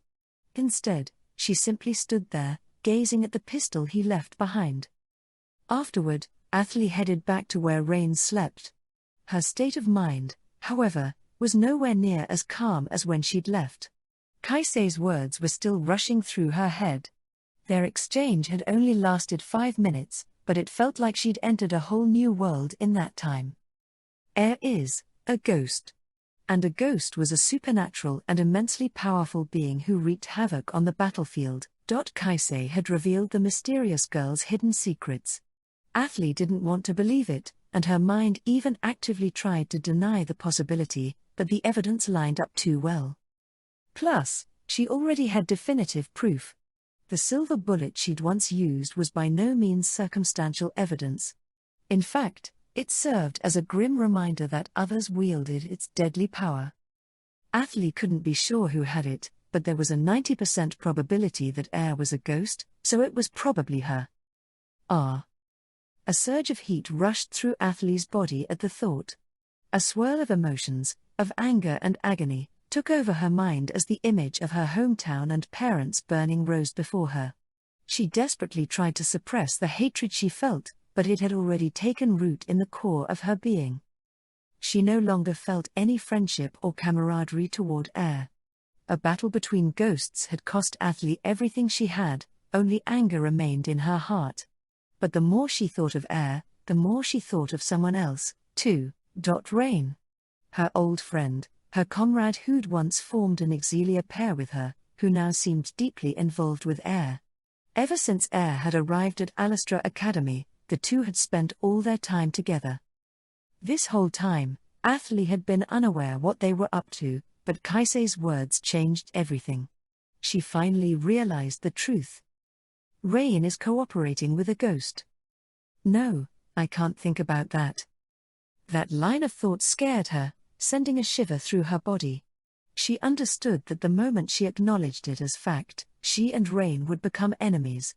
Rain would become a target she had to eliminate, a subject of her revenge. I don't want that. Athli firmly rejected that idea. She wouldn't, bring herself to shoot Rain. Unfortunately, the rage in her heart refused to let up. But if Rain's cooperating with a ghost who stole everything from me, I'll have to. If it came down to it, she would allow the dark emotion in her heart to hunt him down as well. An emotion that was, in essence, similar to what she felt when she'd shot Kurlalith. It was white-hot rage that easily overwhelmed her normal sensibility, that told to take the lives of her enemies. No, what am I thinking? I have to stop. Athli shook her head to clear her mind. Her thoughts had run wild, and she knew it. She had to calm down. Sure, she had near-definite proof about Air, but the same wasn't true for Rain. And even putting that aside, he had no clear motive for working with her. As she calmed down, other theories floated to the forefront of her mind. True, Rain shared some sort of secret with Air, but that didn't mean they were equals. For all Athli knew, she'd coerced him into a relationship. That's right. That seemed like a plausible explanation. Air might not have even told him about the Devil's Bullet. And if that was the case, then he wasn't someone Athli had to kill. In fact, she had to save him from the evil ghost's clutches. But if Rain willingly cooperated with Air and wielded the Devil's Bullet. No. That's enough thinking. There was a limit to theories. She'd thought about it long enough, which meant she had to go confirm her suspicions. She had to figure out if Rain was truly on Air's side. Rain. Athli had returned to their Exilia's position. She'd gone straight from there into the woods, where she met Kaisei, so it only took her a few minutes to return. Nothing had changed. The Exilia was parked in the middle of the open area, and Rain still sat in the gunner's seat. She saw his face from behind the windshield. Rain seemed fast asleep. Athley took off her shoes to silence her footsteps, then walked over to the auxilia, where she carefully and quietly climbed up to the gunner's seat.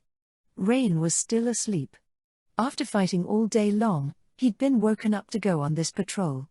The build-up of fatigue had dulled his usually cautious nature, so sleep overtook him all too easily. Athley looked down, her gaze falling on the pistol attached to Rain's waist. It was his personal gun, a revolver he always carried with him into battle. Athley wanted to believe he was innocent. Even if he shared a secret with Air, she wanted to unconditionally trust him, to believe he didn't willingly cooperate with a ghost that caused chaos. But a calmer, more rational part of her mind realized that this was wishful thinking, an illusion produced by her weak heart's desire. And so, she had to make sure. She had to make sure Rain hadn't decided to work with ghosts. That he'd never used something as vile as the devil's bullet. Athley reached out for the holster at Rain's waist. Once she bent over, it was easily in reach. She steeled her resolve and brought her fingers to the clasp, using her index finger to undo it. The moment she did, there was a click, and it was far louder than she'd expected. Athley glanced at Rain with fear in her eyes, but his eyelids merely quivered. Luckily, he hadn't woken up. "It's fine. There's no need to panic." Athley's fingers closed around the pistol's grip, and she drew it out of its holster. The pistol didn't make any sound as it left its place, which greatly relieved her. She'd successfully drawn it. Now all she had to do was check the bullets in the cylinder to figure out Rain's allegiance, to learn if he'd used that horrible power to erase people from history. Athley's finger moved over the revolver to check when suddenly. "What are you doing?" A hand grasped her neck with the strength of a vice. "Gah." She didn't even need to check. She immediately recognized Rain's voice. "Athley?" Rain asked. He'd finally realized who he grabbed. Apparently, he'd simply noticed that someone had taken his pistol and instinctively went on the offensive. The two of them were sitting opposite each other, so they were looking directly at each other. Despite being groggy from his deep sleep, Rain immediately recognized her. However, "Give it back." He still didn't release his grip on her neck. He'd attacked her on instinct, but he didn't promptly apologize with a smile and let go. His grip remained firm, as if he'd mentally prepared himself to kill her if he needed to. But then again, she was holding his weapon, so that came as no surprise. Rain clearly saw his revolver in her hands. "That's mine. Give it back, now," Rain said, reaching toward her with his free hand. A tense atmosphere settled over the auxilia, and Athley knew her life could hinge on this decision. "Why?" "Because it's mine. Do I need any other reason?" Athley fell silent, refusing to hand it over. Rain kept his grip on the back of her neck and said, "Come on, let's stop this. Just hand it over already, damn it." Deciding he needed to resort to drastic measures, Rain grabbed Athley's right wrist. And then. Athley jerked her arm away to shake off Rain's grip, banging the pistol hard against the auxilia's fuselage in the process. The shock ran through the pistol, breaking the cylinder open and scattering. No. Silver bullets. Multiple silver shells reflected the moonlight as they spilled to the ground. No regular bullet was that color. "No!" Athley screamed, her cries echoing through the woods. That was the one thing she hadn't wanted to see. The silver bullets were unique enough that she couldn't mistake them for anything else, so she had no way to justify this. There was no longer any room for doubt. Rain had decided to work with a ghost. He'd used a weapon that wiped people out of existence, and his pistol proved it. Silver bullets clinked to the ground, ruthlessly affirming the truth. Her friend was a target of her revenge. Athley had completely lost her composure. She stared at the scattered bullets in shock before shaking off Rain and jumping away, fleeing in a panic. "Athley!" Rain called. But Athley ran, ignoring him. She sprinted in hopes of running away from the truth and the terror. Her legs carried her into the woods, and she wasn't coming back. As soon as she'd spotted the bullet of oblivion, she'd fled. And that established a single, indisputable fact. Athlie Magmet had abandoned her duties as a soldier and run away. Desertion in the line of duty was an act punishable by death. From that moment on, she was marked as a deserter. 5. Conflagration. Rain still couldn't quite fathom what had just happened. Athlie. He may have fallen asleep, but he wasn't particularly careless. He'd only taken a short, appropriate rest. However, his sleep had deepened more than he'd expected, and when he woke up, he saw someone taking his pistol. Since the pistol contained the devil's bullet, he'd instinctively attacked and grabbed them by the neck, intending to snap it. Unfortunately, he'd hesitated upon realizing the person in question was Athlie. Where'd she go? Athlie had run into the forest so suddenly that he'd lost sight of her. Shit. She'd left behind the Exelia, and while Rain could manage basic driving, he was by no means skilled enough to catch up to a person fleeing in this darkness. And besides, he didn't know why Athlie had run away in the first place. Sure, he'd grabbed her neck pretty hard, but he couldn't imagine Athlie screaming and having a hysterical fit over that. She was a soldier, after all, so she knew the implications of holding a weapon in front of someone. That act of violence couldn't have been the reason. Something else had made her lose her composure. And all that came to mind were the silver bullets scattered at his feet. Did seeing these make her panic like that?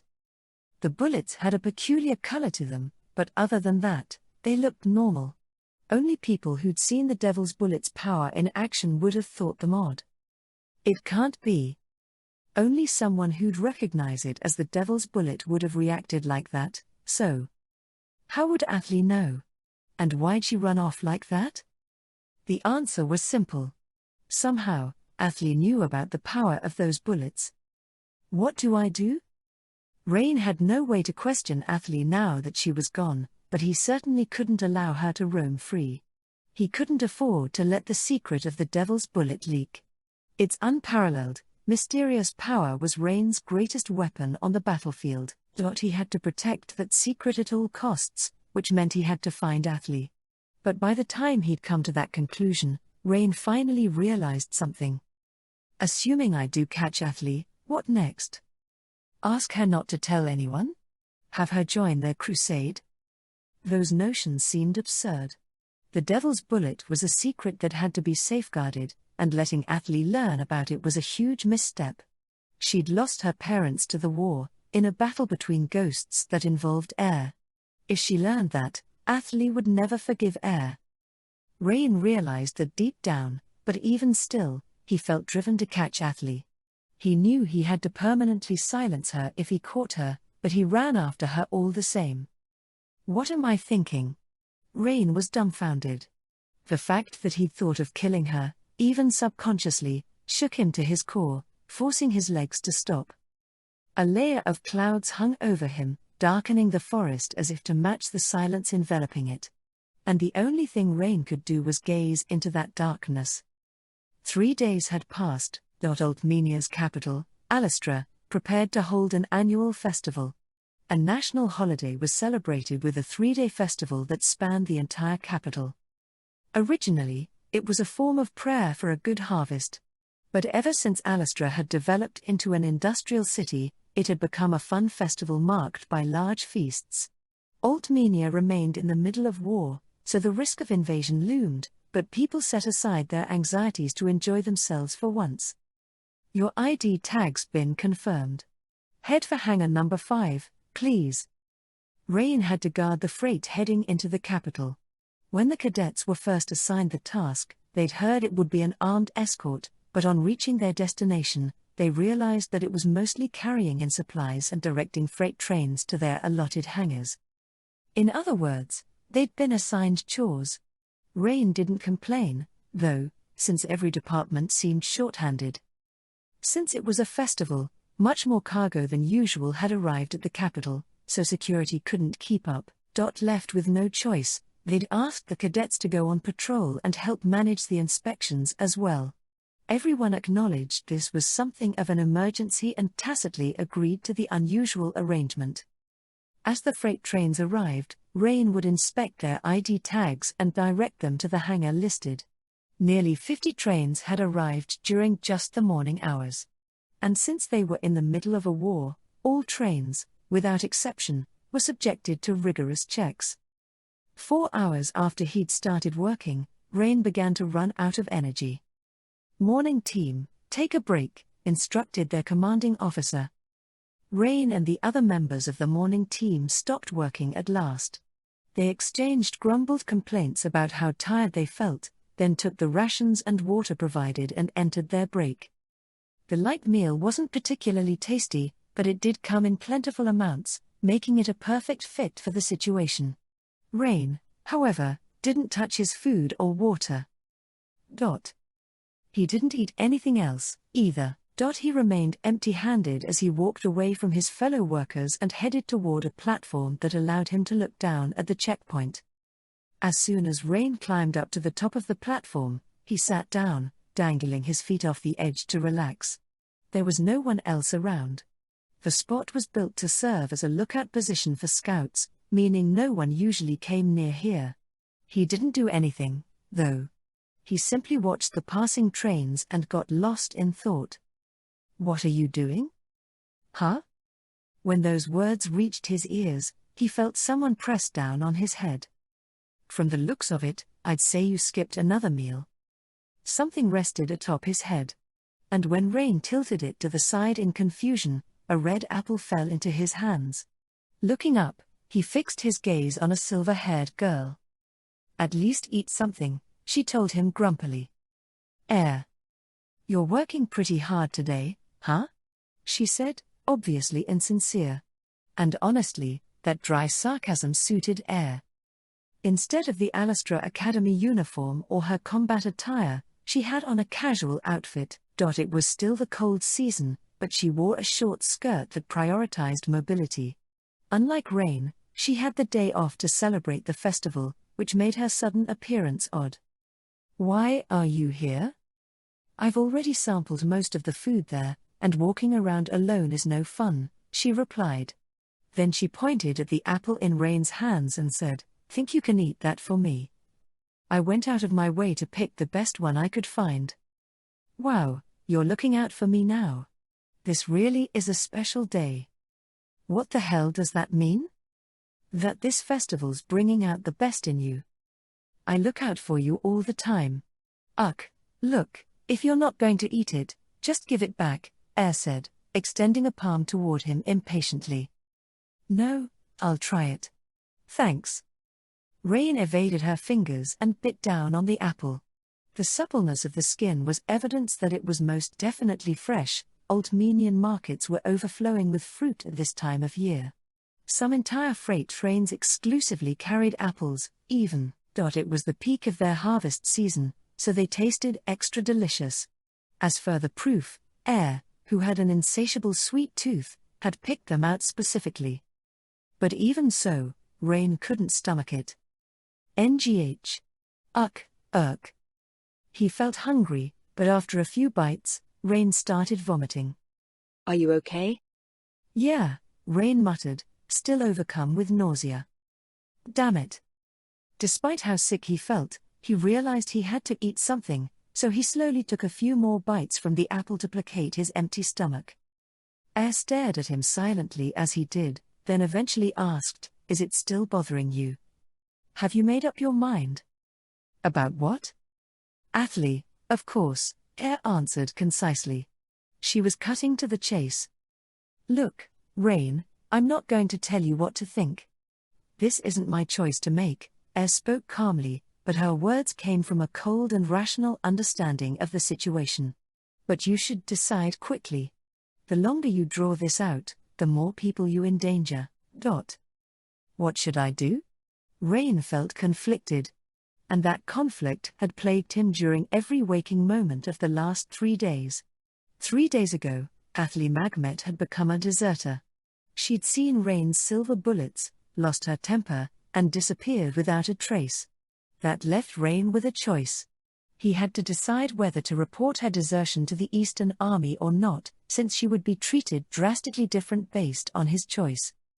However, the biggest issue was why she'd fled in the line of duty. Somehow, Athley had learned of the Devil's Bullet. And seeing that bullet in Rain's pistol had made her flee. He couldn't tell the army about his secret weapon, of course, so he'd lied and said they'd gotten separated in the middle of the operation. And yet, they'd still sent a search party out to find her, which marked her as a criminal. She'd disappeared in the middle of a military operation, so the law dictated that she would be charged with desertion under enemy fire, even if no enemies were present. Athley had been branded a criminal, and the punishment awaiting her was death. The weight of that choice tormented Rain. His personal feelings and cold, hard logic constantly clashed in his mind. He had difficulty sleeping, and the stress had robbed him of his appetite. "I think you should report it," Eyre advised him. 3 days ago, shortly before Athley parted ways with him, she'd apparently had a run-in with Eyre. They happened to get in the bath together, and Athley had hinted that she knew about the Devil's Bullet. Why would Athley do that in the bath, of all places? I doubt she meant to. It probably just slipped out. You sure? If I was in her shoes, I'd have at least brought a gun with me. Wouldn't want to get erased while questioning the suspect, you know? Good point. Athley had to have known that questioning Eyre was dangerous. Coming to the interrogation armed would make sense, but she'd been empty-handed. That meant she didn't have definitive proof of Eyre's guilt. She'd simply asked due to the doubts in her mind. One thing still made no sense, however. How'd Athley even find out about the Devil's Bullet? They'd kept its existence a complete secret. And by the bullet's very nature, no one but Rain and Eyre should have noticed the shifting of the world. I have a theory, Eyre said. I think she used it at one point. So you're saying? Yeah. She must have shot Curlalith. Early on in their partnership, they had fought Curlalith Lambert, a ghost who wielded a bullet that delivered unconditional death. But following their battle, someone else had shot her with the Devil's Bullet. Thus far, they'd failed to identify her killer, but the answer suddenly seemed clear. Athley had shot Curlalith, which had granted her the ability to notice the shifting of the world. She'd witnessed every single change in reality Eyre and Rain had caused. She used the Devil's Bullet, which led her to suspect that we were working together. Still, she couldn't be completely sure, so she let that slip in front of me. Anyway, letting her stay on the run is too dangerous. I know. As long as she remained alive, Athley could expose the power of the Devil's Bullet. Rain knew they had to keep that from happening, but no matter how hard he thought, he couldn't find a peaceful way to end things. They had to kill Athley. TCH. But Rain refused to accept the answer that had been tormenting him over the last 3 days. He couldn't eat or sleep from the stress. And worse yet, his inability to find a peaceful solution whittled down his mental fortitude. Eyre looked at Rain's pained expression as she sat by his side. She silently peered at his face, then eventually decided that Rain wouldn't be able to think things through on his own for much longer. Hey, Rain. What? Give me your hand. My hand? Just hold it up.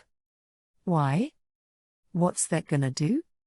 Rain didn't understand, but he followed her instructions all the same. In response, Eyre held up her own right hand and interlocked their fingers. It was a gesture commonly associated with lovers, which made Rain freeze. What do you think? Eyre asked. About what? My hand. Rain fell silent, feeling stumped. It's small, isn't it? Oh, well, yeah. But when it holds a gun, even this little hand can kill many people. That's true. People underestimate me because of my looks. In fact, I've turned the tables on countless enemies because they assumed I was helpless. It's almost funny how humans tend to base their opinions of people on appearance. As Eyre spoke, their fingers still enmeshed, Rain understood what she'd been trying to convey. You're saying I shouldn't let my feelings cloud my judgment. Exactly. In the end, you can never truly predict someone's actions. I've seen far too many people suffer because they based their decisions on groundless assumptions. In other words, sparing Athley would be careless. Eyre claimed that the idea that someone else would never hurt you, never betray you, was foolish. It's fine to trust people, but that doesn't mean you can abandon all logical thought. And honestly, it's obvious that you're just letting your own selfish wishes toward Athley dictate your actions. I know. She gave him a clear warning, which was rather unusual. She rarely spoke her mind, which gave those words extra weight. The fact that he hadn't reported Athley's desertion was wrong. All right, Rain finally said, having accepted her words. I've decided. I'll do it. I'll go tell the army that Athley's disappearance was desertion. I see, Eyre replied, her expression clouding over slightly. That surprised Rain.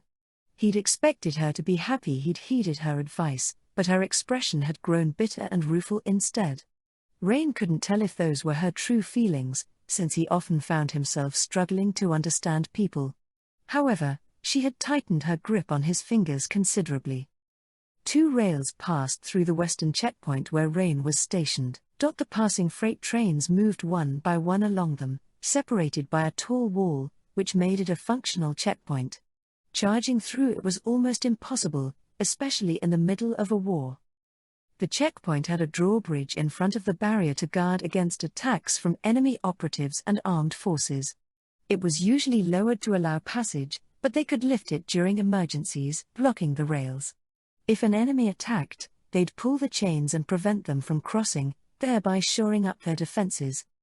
In addition to that, many exiles were stationed there, and several dozen people, including majors dispatched by the army and cadets like Rain, occupied the checkpoint. If anything happened, they'd be able to function as a platoon to guard the city. When does your break end? I've still got another hour. That's a pretty long break, Eyre replied, then paused for thought. Yes, I'll stick around until it's over. She'd apparently decided to remain on the platform with him. The place was made for scouts, so its only redeeming feature was the nice view it provided. Wind blew through the platform ruthlessly, buffeting them in an area that had nothing in the way of a guardrail. If someone slipped over the edge, they'd suffer a 60-foot fall. Rain didn't want to move much due to the danger. Eyre, by contrast, bounced around the platform with unusual vigor to take in the sights. Looking down, she saw trains passing through the checkpoint, while looking behind them offered a view of the festivities. Rain felt detached from the very idea of festivals, so he couldn't get into the same mindset as the celebrating citizens. Over the last few days, no, ever since he got the devil's bullet, he'd been pressing forward without a chance to truly rest. And his heart had been whittled down as a result, little by little, beneath his notice. The matter with Athley had exacerbated his worries, and Rain couldn't deny that it had shocked him to his core. She had not only discovered the devil's bullet but used it as well. And now he had to capture and silence her. Eyre looked down at the rails while Rain looked in the opposite direction, which gave him a good view of the capital. The town bustled with activity as the celebrations reached their peak. The festival lasted 3 days, but it was always liveliest on the first. Despite the afternoon sun illuminating the city, people lit bonfires and shot pretty fireworks into the sky. Come nightfall, even more would light fires and send up fireworks. It was customary to do so, as the fires were considered guideposts for the gods, a means to thank them for their protection. But of course, that was only part of the reason. The other half was that the townsfolk truly enjoyed the sight. Rain had once shared in that belief. He'd participated in every festival since moving to the capital and shot fireworks, with Athley by his side. They'd stuck by each other since enrolling in Alastra Academy, so they'd taken in the festivities together the past 3 years. Rain could never forget those moments. The memories would never fade. Each year, he took part in the festival with Athley to clear his mind of the fires of war that threatened to burn his heart. Frankly, those peaceful memories served as a crucial anchor that kept him sane. Unfortunately, this year was different. This year, there was no athlete. Had Rain truly chosen the correct path? He'd always assumed so, but perhaps he'd drifted in a terrible direction. After all, he had no way of proving he'd made the right decisions. I might have caused the worst possible outcome. What if he'd hit the point of no return that led to their doom? As soon as that thought crossed his mind, he heard Air mutter something. Huh? She'd said in response to something happening down at the rails. This isn't good. What's wrong? That train over there's been waiting for an inspection, but it hasn't moved. Wait, seriously? Only a few trains could be inspected at a time, so the incoming ones had to line up and wait for their turn. The rails were especially congested because of the festival, but one among them didn't seem to care. Said car hadn't budged an inch since it had arrived. Most cars in the lines advanced as inspections in front of them finished, but that one refused to, even though it should have wanted to get as close as possible. And as more and more cars got inspected, a 600-foot gap had formed between it and the checkpoint. Maybe their engine malfunctioned? If their engine had stopped while they waited, they naturally wouldn't have been able to proceed. Though, in that case, it needed to be towed to make room for the traffic behind them. No one had disembarked from the stopped car to report any issues, however, which was what alarmed Air, as well as several inspectors at the checkpoint. Since it packed the horsepower needed to tow it, an auxiliary approached the car to check. The area between the train and the checkpoint was flat ground, so the auxiliary closed the gap quickly. Unfortunately, when it got within 150 feet, it exploded, unleashing a flurry of flames and a deafening roar. What? The sight Rain and Air saw from the platform was visible to everyone at the checkpoint as well. When the auxiliary approached the train, a barrage of bullet magic flew out from the first car. That barrage ruthlessly ripped through the unit faster than its manipulator could dodge, and the bullets that missed their mark hit the checkpoint's wall instead. Shit. The blast created shock waves that Rain felt all the way up on the platform. Looking down, he saw that the checkpoint had gone up in flames. They were under attack, and this wasn't an act of vandalism or terrorism. The enemy had launched an organized attack. As that realization struck Rain, the situation worsened.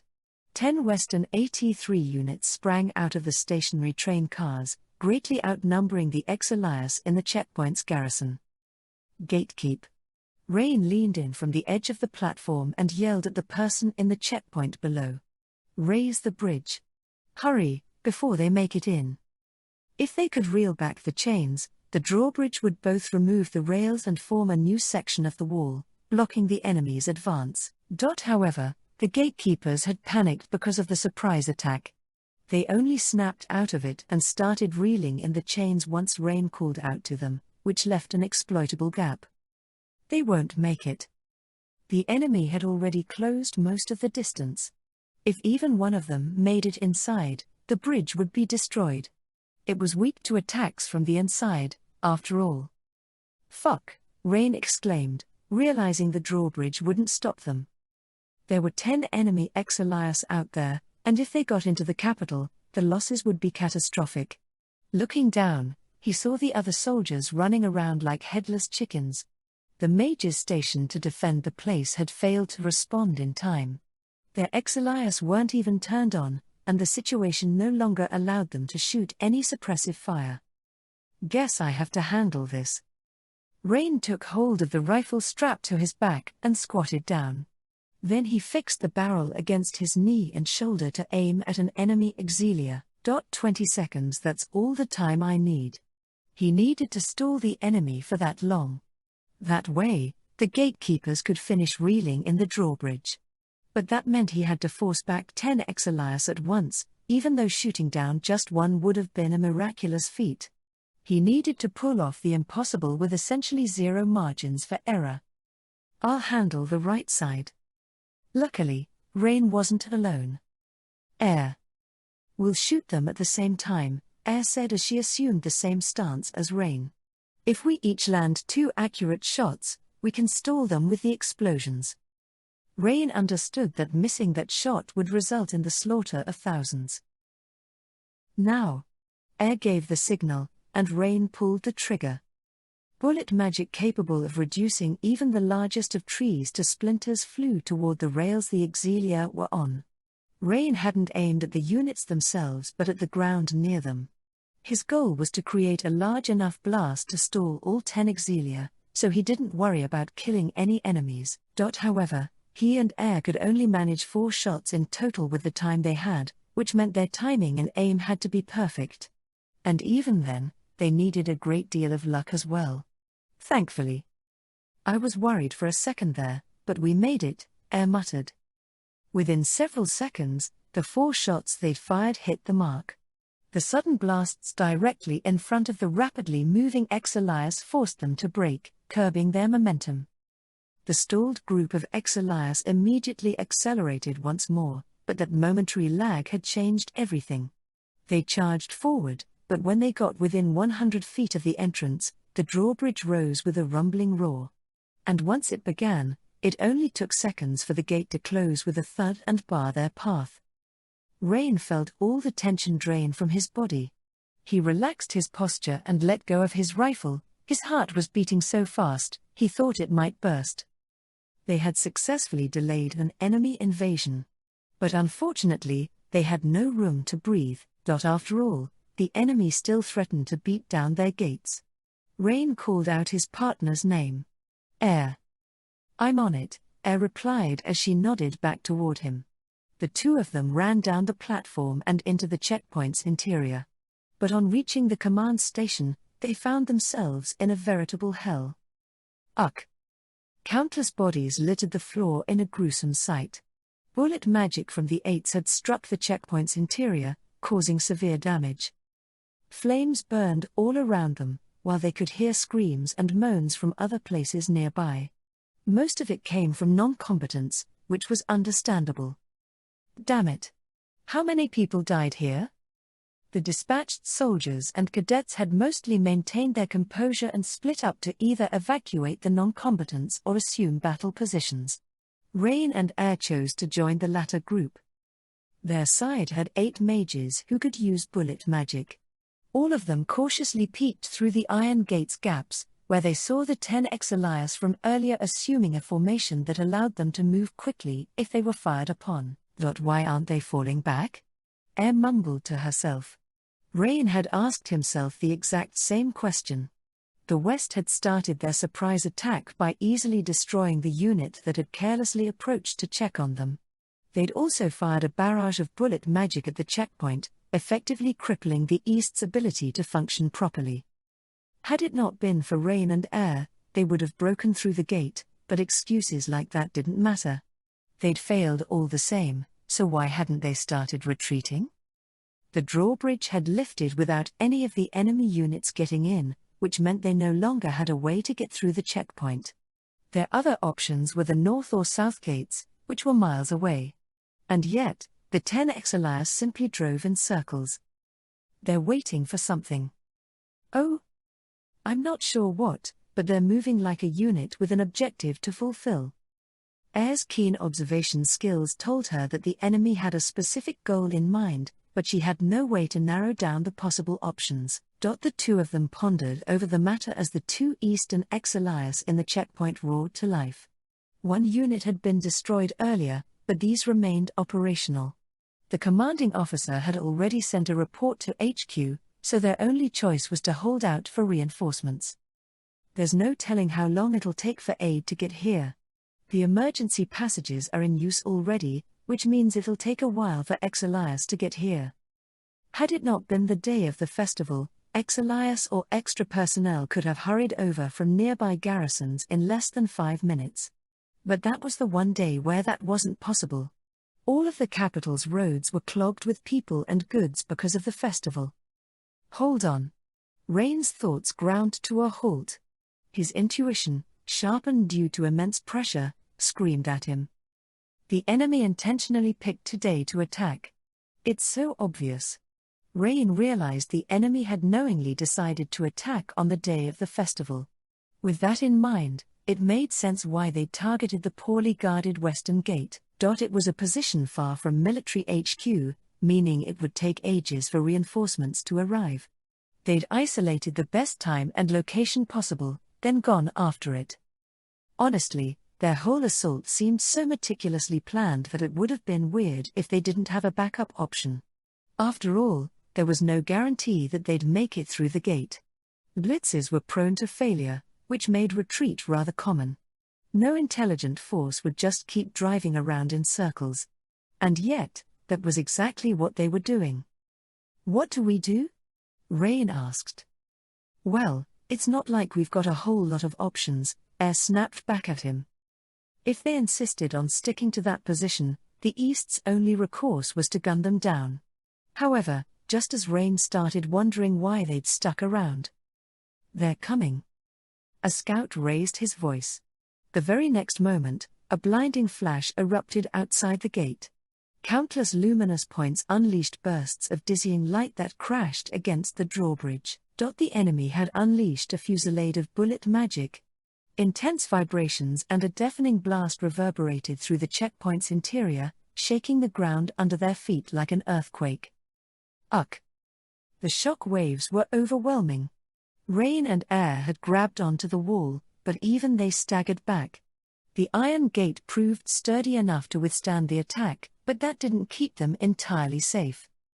"They're trying to brute force their way in." "Yeah. But luckily, it's not really working." The wall formed by the drawbridge was exceptionally sturdy, so even a barrage of bullet magic wasn't enough to break it. It had taken some damage, but it stood firm. It'd take another 100 shots like that to crack a hole in it. The enemy's attack only served to prove that they were safe inside the checkpoint, so all they had to do was hole up in there and wait for reinforcements. They lacked the numbers and firepower to push back their enemy, but the wall in front of them acted as their final bastion. Unfortunately, the force sent to invade the capital had no intention of letting up. After the shots ceased, Rain took another look at the enemy's behavior. The units circling outside the gate stopped, and the soldiers inside the checkpoint rose to the challenge, holding up their rifles and taking aim from the lookout windows. When they got a better view of outside, they saw a new threat. Namely, the fake train that had carried the 10X Elias. It had a false identification plate on it that said it was an Eastern train and 3 containers that the hostile X Elias had burst out of. Or, at least, that was what they'd initially noticed, but on closer inspection, Rain realized something terrifying. Only 2 of the containers had opened thus far. Rain held up his rifle, preparing to shoot whatever rushed out of the container. 1,000 feet separated them, but that was still within the range of his bullet magic. Still, he'd reacted far too late. The moment he fixed his sights on the container, it burst open. A pillar of flames billowed upward, accompanied by a rumbling blast. And it wasn't because Rain, or anyone else for that matter, had attacked the container. The unit stored within it had blown its way out. The blast released a shock wave and immense heat that no ordinary auxilia could have withstood, but that unit remained undeterred. No matter how anyone bombarded it, that unit wouldn't so much as budge. The razor-edge model. A pitch-black auxilia crept out of the flames, standing twice as tall and carrying 50 times the weight of its peers. The unit's massive frame plunged out of the freight train, its 4 wheels landing on the ground. Time slowed to a crawl in Rain's addled mind as that entire sequence of events unfolded. Frankly, it felt similar to how things slowed down when he was plummeting from a great height. And as soon as Rain snapped back to the real world, the razor-edge model accelerated, achieving a speed that didn't suit its massive form. What? The giant auxilia sped toward the iron gate, crossing the distance in mere seconds. Rain immediately realized its intentions and fired bullet magic at it. His destructive attack whizzed through the air, heading straight toward the black beast. However, the razor-edge model easily avoided Rain's shot by changing its trajectory ever so slightly. And that was no coincidence. It had executed a perfect dodge that relied entirely on the manipulator's skills. Seeing that, Rain knew that the person on board the Razor Edge model was far more skilled than anyone else he'd seen handle it. Shit. After dodging, it continued its charge toward the gate. A few seconds later, the other mages followed Rain's example and opened fire. Their bullet magic proved entirely ineffective, though. None of the blindly shot bullets hit their mark, so they did nothing to stop its advance. "Get away from the gate," someone ordered in a booming voice. And moments after that shout, an intense whirlwind blew everyone away. The mages who'd failed to get away in time were torn apart like tissue paper as the Razor Edge model crashed through the drawbridge, scattering their bodies like pomegranate seeds and reducing them to red stains. It was honestly hard to tell if the enemy had even intended to do that. Perhaps the Razor Edge model's manipulator had simply gambled on getting through. Whatever the case, the facts remained clear. The die had been cast. The Western forces had succeeded. A decisive battle for the Altmenian capital, with the lives of tens of thousands of civilians hanging in the balance, was about to begin. 6. The battle for the capital. Ugh! Rain groaned. It felt as though every inch of his body had been mercilessly beaten with a bat. The pain was so intense that he wasn't immediately sure all 4 of his limbs were still attached. But even so, he scrambled to his feet. His surroundings had gone up in flames. The Razor Edge model's charge had destroyed the wall, sending out shock waves that claimed the lives of most of the mages present. Almost 10 mages had died in the blink of an eye, and Rain had only managed to escape by the skin of his teeth. He didn't get out unscathed, though.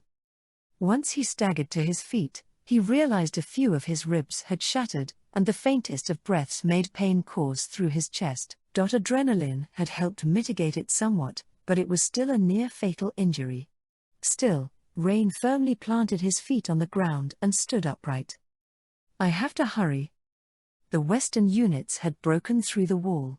The Razor Edge model rushed into the city with 10-8s in tow, firing indiscriminately all the while.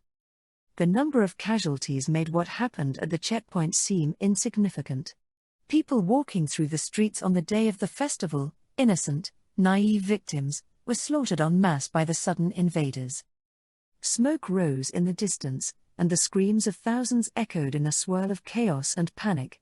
The citizens found themselves powerless to resist the ultimate combination in modern warfare, mage and Exilia. Sniping and surprise attacks had no hope of taking down such mighty opponents. Of course, the second-generation Exilia stood head and shoulders above the rest. Rain couldn't even imagine a way to fell that Goliath.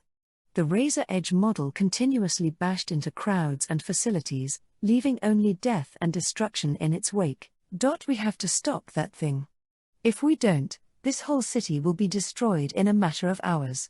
Rain staggered forward through the smoke, trying to gather his vacant thoughts. Fortunately, at that exact moment, a certain silver-haired girl got to her feet. "Air. If nothing else, at least the 2 of us got out of that alive." They were the only survivors. Rain had taken the blast at full strength, but Air's small, light body had allowed her to roll away and avoid most of the impact. Her body was covered in scrapes, but that was all. She could still move, which meant the 2 of them could form a small tactical unit. "What do we do?" "We need to prioritize stopping the Razor Edge model," Air said. "Over 10 Exilias have invaded the capital, so there's no point guarding the western gate. If we don't stop their advance, it'll only be a matter of time before the other walls fall." The Razor Edge model was a second-generation Exilia, so barely anyone knew of its existence. But at the same time, only those who understood its true capabilities and had experience fighting it could possibly defeat it. And that meant everything rested on Rain's and Air's shoulders. The Razor Edge model continued its stampede through the capital, massacring everything in its path. The carnage had to stop, and only they could put an end to it. "Well, we're going to need an Exilia. Let's recover a unit that's been left behind." Their objective now clear, Rain and Air ran to find an Exilia. As outmatched as their apparatus would be, they stood absolutely no chance without one. Thankfully, It seemed the two exiliars from the checkpoint had remained intact. They'd gotten knocked back by the shockwave, but they still looked functional. Rain and air ran through the smoke-covered, corpse-ridden checkpoint to reach the exiliars. It was a horrific sight that made the two of them want to get out of there as soon as possible. However, "You're late. Don't you think it's rude to keep me waiting so long?" "Ah." A cold voice greeted them as they closed in on their destination. They stopped in their tracks and strained their eyes in hopes of spotting the man who'd spoken to them, only to find someone sitting atop one of the units. The sight made Rain's blood boil. He felt so angry that all sense of pain vanished from his mind. "Kaisei. Oh, so you remember little old me. I'm honored." Rain could never have forgotten him. The memory refused to fade from his mind.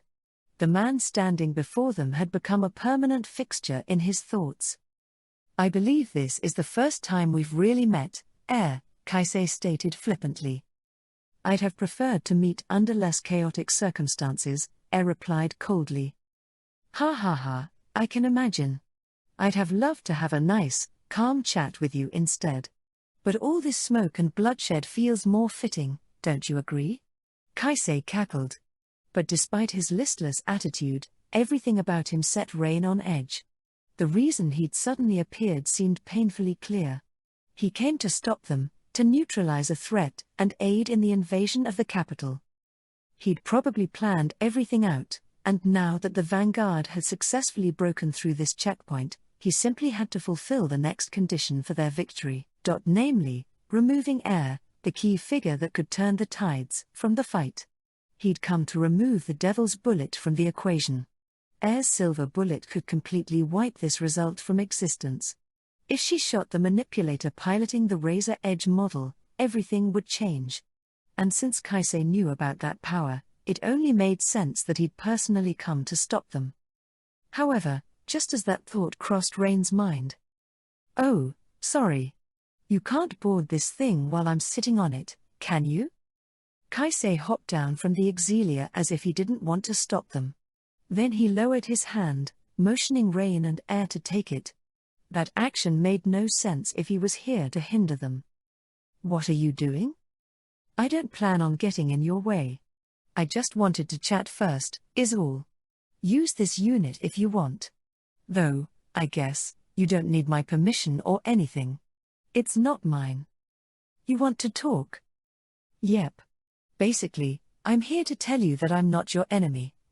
I figured if I didn't tell you, you would get your objectives mixed up. As you've learned, I'm involved in the creation of the ghosts. In fact, I hold a secret that lies at the very core of this system. But that doesn't mean I'm involved with this fight in particular." "So, what? Are you trying to say we shouldn't kill you because of that?" "Your enemy is, without a doubt, the West," Kaisei continued in a detached manner. "This is a war between two countries, not some well-orchestrated play. Two nations are scrambling for resources, and I'm only a bystander. Unlike the ghosts, I don't fight needlessly or trigger any tragedies. In fact, I can't. All the people who were made into ghosts were arrogant and overbearing by nature. Warriors that go around doing whatever suits their fancy are too much for me to handle.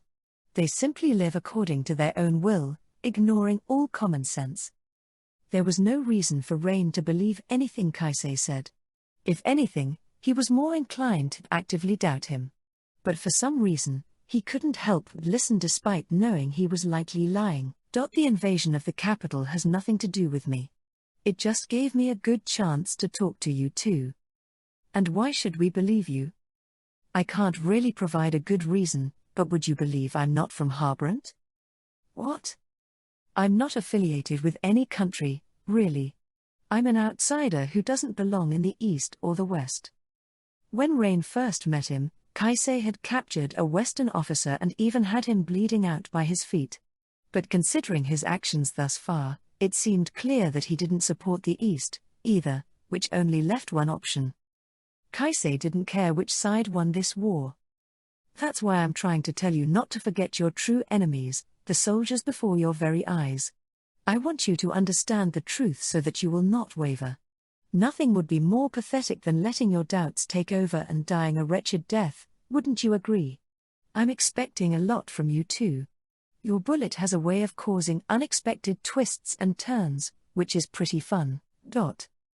After that, Kaisei turned away as if to make it clear that he'd said his piece. You're expecting a lot from us? Rain didn't understand the situation at all. Had Kaisei truly traveled so far just to tell them that? Whatever the case, they could deal with him later. Rain and Air couldn't afford to squander more time. Even as they spoke, the Razor Edge model rushed through the heart of the city, destroying the East's armored units left and right. They had so much information they needed to get out of Kaisei, but he wasn't the priority. They had to stop the Razor Edge model as quickly as possible. Rain was torn, but he knew they had to prioritize the lives of the innocent people who would be killed in the name of this meaningless conflict. Damn it! Rain cursed as he jumped into the Exilia Kaisei had abandoned. Air followed him and switched on the engine. They didn't want to ignore that mysterious man, but they had no other choice. I want you to tell me one thing, Kaisei, Air called after him. It was the first time she'd spoken. She likely had a lot to say but was intelligent enough to suppress her emotions. Are you a ghost, too?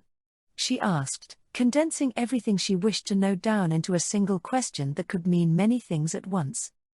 Ha ha ha, Kaisei chuckled and hung his head. I can say that, at the very least, I'm not the same kind of ghost you, Kurlilith, and Dedram are. After saying that, he raised his head, revealing a red and black tinged left eye. It was wasp-hued, which was a phenomenon unique to ghosts. The sight was so unexpected that Rain and Air couldn't muster a reply. They'd seen that exact pattern in his left eye before, so they instantly recognized it. The Emma's divinity. That's right. If I had to say, the man replied, I'm closer to what you are, Rain. The Razor Edge model headed southeast with 10 Western 8s following in its footsteps. Their formation indicated that they'd already prepared for all-out war. That just made it simpler for Rain and Air to pursue them, though. They hadn't split their forces, which made it far easier to track them from a distance. The only issue was that all the areas they passed through were so thoroughly ruined that crossing them put a considerable strain on Rain. The sight of children's small bodies was especially difficult to bear. People walking through the streets had been ruthlessly and indiscriminately mowed down. There were more casualties than Rain was willing to accept. Thousands upon thousands had been thrown to the flames, and that knowledge made one thing clear: the slaughter would only end once someone stopped the Razor Edge model. There had to be something, some way, to stop its rampage. We're going to have to get closer to spot any clues, Air said as she drove the Exilia. And I can do that just fine. I'll get us as close as possible, so I need you to find its weak point. Does it even have one? That menacing machine appeared outright invincible.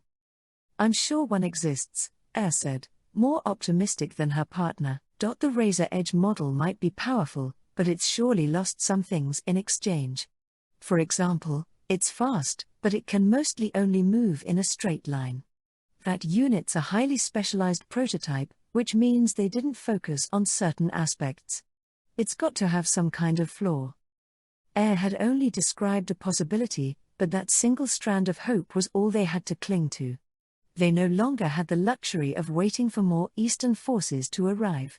They needed to stop the Razor Edge model before it wiped out too much of the city.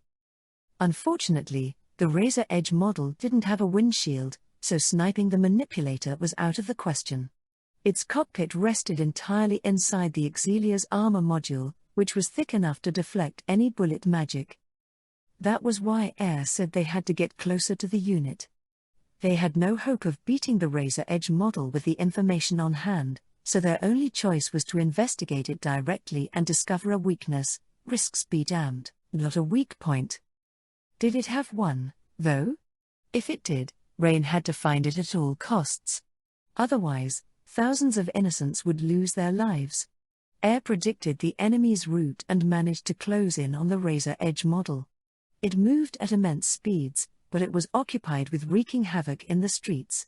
Thanks to that, Air's superior driving skills allowed them to rapidly close the distance. Eventually, they got within 300 feet of the Razor Edge model. Air remained slightly behind it by driving along a parallel road, and Rain took that opportunity to observe the unit more closely. However, powerful flames suddenly billowed up around them from something other than their enemy. That's. Rain looked ahead, and his gaze fell on 5 Eastern cadets who'd probably been strolling around town before the fighting broke out. They'd reacted to the catastrophe by getting to the rooftops and firing bullet magic at enemy Elias. Unfortunately, most of their shots hit the Razor Edge model, which stampeded forward as the Vanguard. Tch.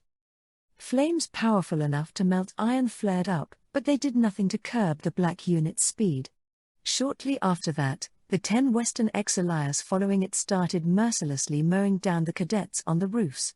All 5 of them evaporated outright, not even leaving behind any flesh or blood spatter. A single second was all those cadets' lives managed to buy. But in that moment, the radiant heat of the flames had illuminated something, and Rain caught sight of it. Wait, that's... What is it, Rain? I just got a look at its exterior. The flash from the bullet magic gave him a clear view of the Razor Edge model's entire form. Rain had seen it before several times already, of course, but this was the first time he'd seen it up close so clearly. Its exterior was colored black, so it just looked like a giant hunk of metal under most circumstances. But the 5 cadets' attack made something clear to Rain. The Razor Edge model had a mostly streamlined form. It couldn't fire any weapons of its own, so it relied on a simple charging attack that doubled as a defensive measure. As such, it brushed off most attacks. And in order to optimize it, the machine was smooth, with the exception of 2 sharp sections. One of those sections was located on the frontmost part of the unit, its nose, essentially. It was the part that came into contact with objects that the Exilia rammed, so the sharpness made sense. The other, however, was an oddly uneven section of its armor located directly opposite the first one. In other words, its rear. Rain wondered why he recognized the sight when an image flashed in his mind. A submarine. A weapon made for deep underwater operations. Those often had black, streamlined designs. And upon looking at the Razor Edge model with that in mind, Rain realized its structure was effectively identical to a submarine's. The West had almost certainly used a submarine for inspiration. The Razor Edge model was the first second-generation Exilia Kreis Falman had developed, but Harborant hadn't had the time to craft a frame suitable for combat after stealing it, so they'd simply copied a submarine's plating. No way. The Razor Edge model, a black frame streamlined for charging attacks, had one unnatural bulge on its smooth body that served as a weakness. I know exactly what to do. With all that information, Rain easily cooked up a plan. That's the hatch. What? The hatch. It's a door that flips upward in submarines. Ah, Air mumbled, not quite understanding what he meant. She was probably confused because submarines were a fairly recent invention. A hatch is a submarine's entrance. It's a thick door that's kept airtight to ensure water doesn't leak into the vessel. And get this, they have handles on the outside to help crew members get in. Since they were underwater vessels, submarines weren't designed to keep intruders from infiltrating it. And the Razor Edge model seemed to share that unique attribute. If I open that hatch, I can drag the manipulator right out of their seat. But how? I'll jump onto it and open it directly. A long silence followed. Rain could only see Air's back, but she seemed stunned by his suggestion, which made him realize just how absurd his idea sounded. Even if he somehow managed to make the jump, the moment the enemy manipulator realized what he was doing, they'd shake him off. And being thrown off at that velocity meant instant death. Rain had to get onto the unit without being noticed, which seemed comical. I'll do what I can to back you up. You handle the rest, Air muttered and changed course. She realized they didn't have a better way to stop such a powerful opponent. Air quickly closed the distance, driving right on its tail. Rain couldn't tell if the manipulator realized they were tracking it, but if they did, they weren't doing anything to stop them. Perhaps they thought a single enemy auxilia couldn't achieve much. After a moment, air accelerated once more to get their machine parallel with it. I can make it. Rain jumped across to the razor edge model. The moment his legs left their auxilia, a blast of wind threatened to blow him away, but he quickly closed his fingers around the hatch and grabbed on tight, successfully landing on the razor edge model. I did it. Holding on to the auxilia's outer surface, he started working on opening the hatch, which was located exactly where he'd surmised. Using the butt of his rifle as leverage to rotate the handle, he opened the hatch with surprising ease. However, as the hatch opened, Rain's hand stopped. Instead of the manipulator's seat, he unexpectedly came face to face with a room full of supplies. Apparently, the entrance for the crew was located elsewhere. Still, this is more than enough, Rain said while pointing his muzzle at the auxilia's interior. I'm gonna blow the razor edge model sky high. He fired at once, and the next moment, his bullet magic expanded within the unit's internal mechanisms. The auxilia's insides weren't strong enough to withstand the blast, resulting in a massive explosion that enveloped the whole unit. True, the razor edge model was tough and bulky enough to shrug off almost any attack, but that only applied to its armor. Its internals, on the other hand, were just as susceptible to damage as any other armored vehicle. I did it. Crimson flames spread out before Rain's very eyes. And they didn't just stop at the storage compartment, either. One by one, the razor edge model's armor modules flew off due to the internal blow. Its plating, which once seemed like impenetrable monoliths, broke into pieces that flaked off one after another. Eventually, the chain explosion blew off the unit's right side armor modules entirely, exposing its innards, including the well-armored cockpit. And that gave Rain a clear view of the manipulator's back. Okay, I can kill them.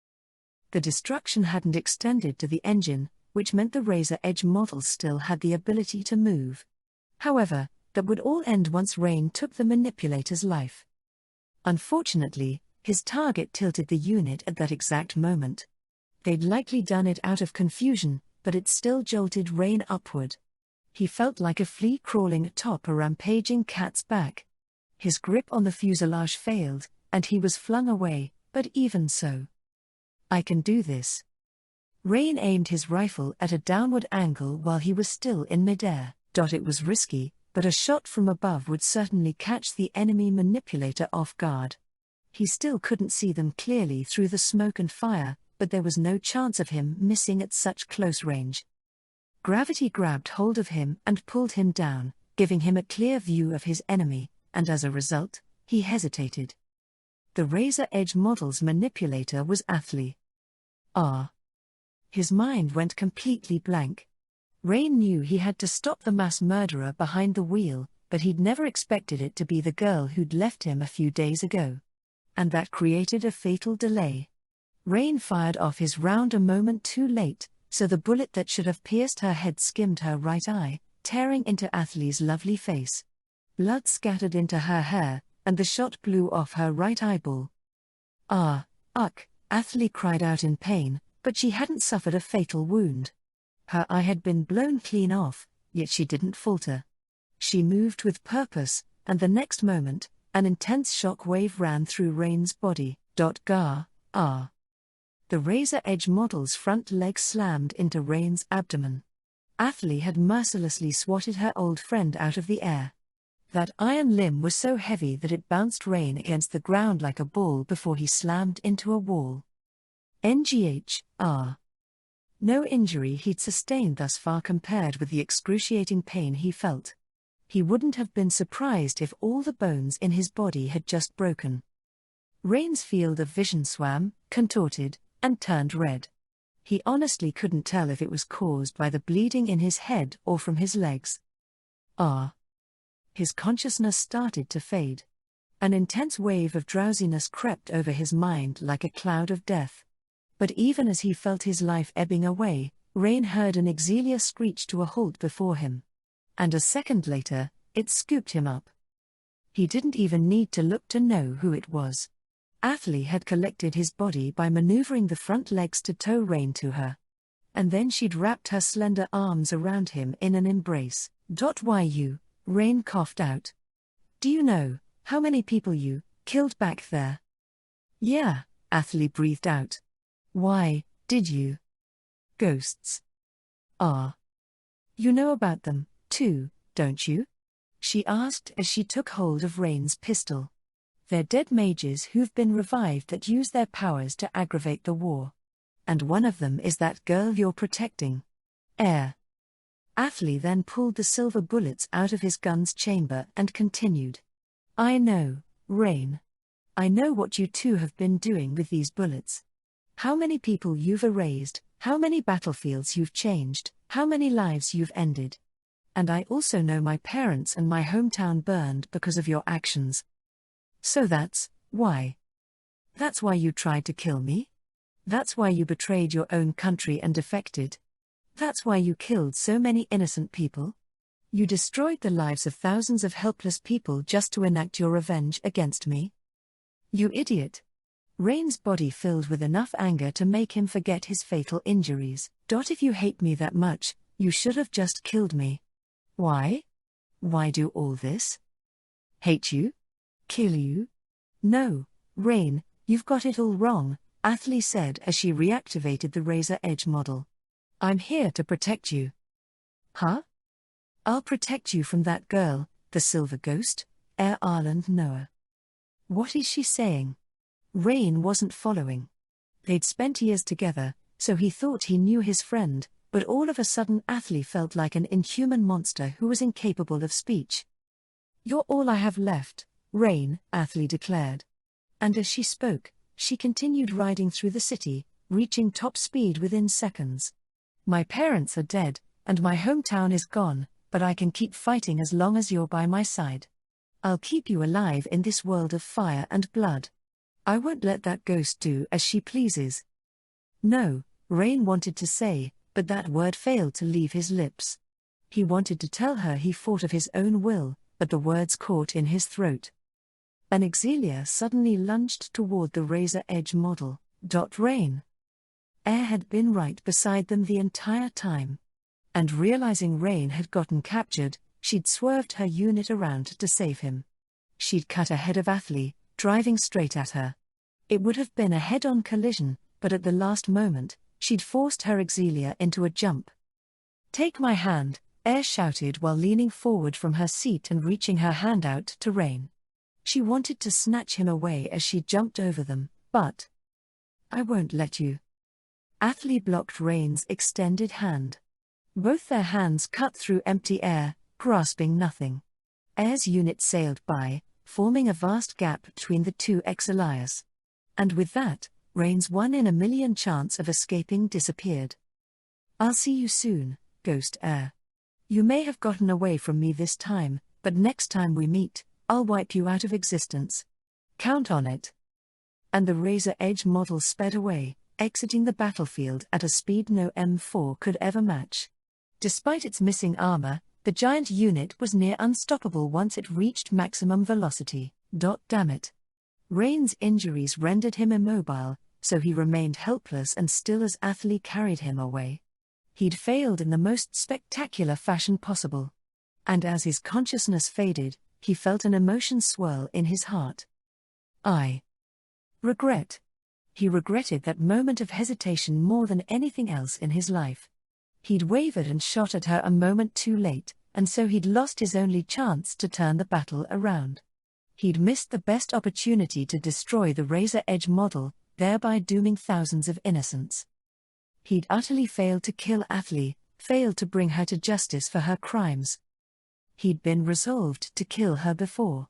When he'd decided to report her desertion, he'd mentally prepared to shoot her the next time they met, which meant he'd recognized her as an enemy. But had he really understood? The moment he saw her face, Rain's hand had stopped. That pause didn't last for even a second, but he definitely wavered. Even after witnessing how many lives she'd taken, he'd refused to think of her as the enemy. His heart was weak enough to falter, even if ever so slightly. Why did he decide not to shoot Athley? His fatal error had led to a disastrous, irreparable outcome and a sense of regret that overwhelmed all his other emotions. "Don't worry, Rain," Athley said. "Huh? We have the Devil's Bullet. If we use it to change this world, we can make it so this tragedy never happened. All the people who died here, this whole city, they'll all be back once we shift the world." When she said those words, Athley's eye was completely free of all lies and deceit. She truly believed that she could fix everything. Unfortunately, Rain knew better. The Devil's Bullet wasn't all-powerful. If anything, it was a total wild card. And in most cases, it produced completely unpredictable results. Rain didn't know if someone had told her about the Devil's Bullet or if she'd just come to that conclusion on her own, but she definitely had the facts all wrong. Athley had destroyed the capital under the impression that everything could be restored, but Rain knew that was impossible. "You're wrong, Athley. You can't do it. The power contained within those silver bullets was nowhere near that convenient." Rain knew, he could just tell, that this battlefield could never be undone. He had little more than intuition to go on, but having used the Devil's Bullet as many times as he had, he simply knew. There was no taking back this tragedy. No, perhaps there was one way to change things. There was one person he had to shoot, one person whose existence made a difference, the now one-eyed girl embracing him. He had to erase Athley. "Can I do that?" "No, I have to." His vision blurred, but even so, Rain steeled his resolve. And at the same time, he felt an awful realization dawn upon him. "I have to kill Athley. I have to wipe out her existence entirely." As such thoughts ran through his mind, the massive black Goliath disappeared from the capital, leaving the crushed, burning remains of its many victims in its wake. Afterword. This series is the 6th I've written, including those that have never seen the light of day. Honestly, that's probably a lot less than you'd expect, but come to think of it, there were many I gave up halfway through. Plus, in some cases, I rewrote one work over 3 times only to end up shelving it. As such, quite a few of my books were invisible, in a way. It's said that addition is always better than subtraction. And to borrow a quote from The Little Prince, what is essential is invisible to the eye. That quote is a good segue into this series, since my concept has rain and air acting in ways that are invisible to the eye. They never leave their mark on history, and no one knows of their efforts. No matter what they achieve, no one praises them, nor do they expect any such reward. And yet, they still act in the service of their sense of justice. That's a hard path to travel.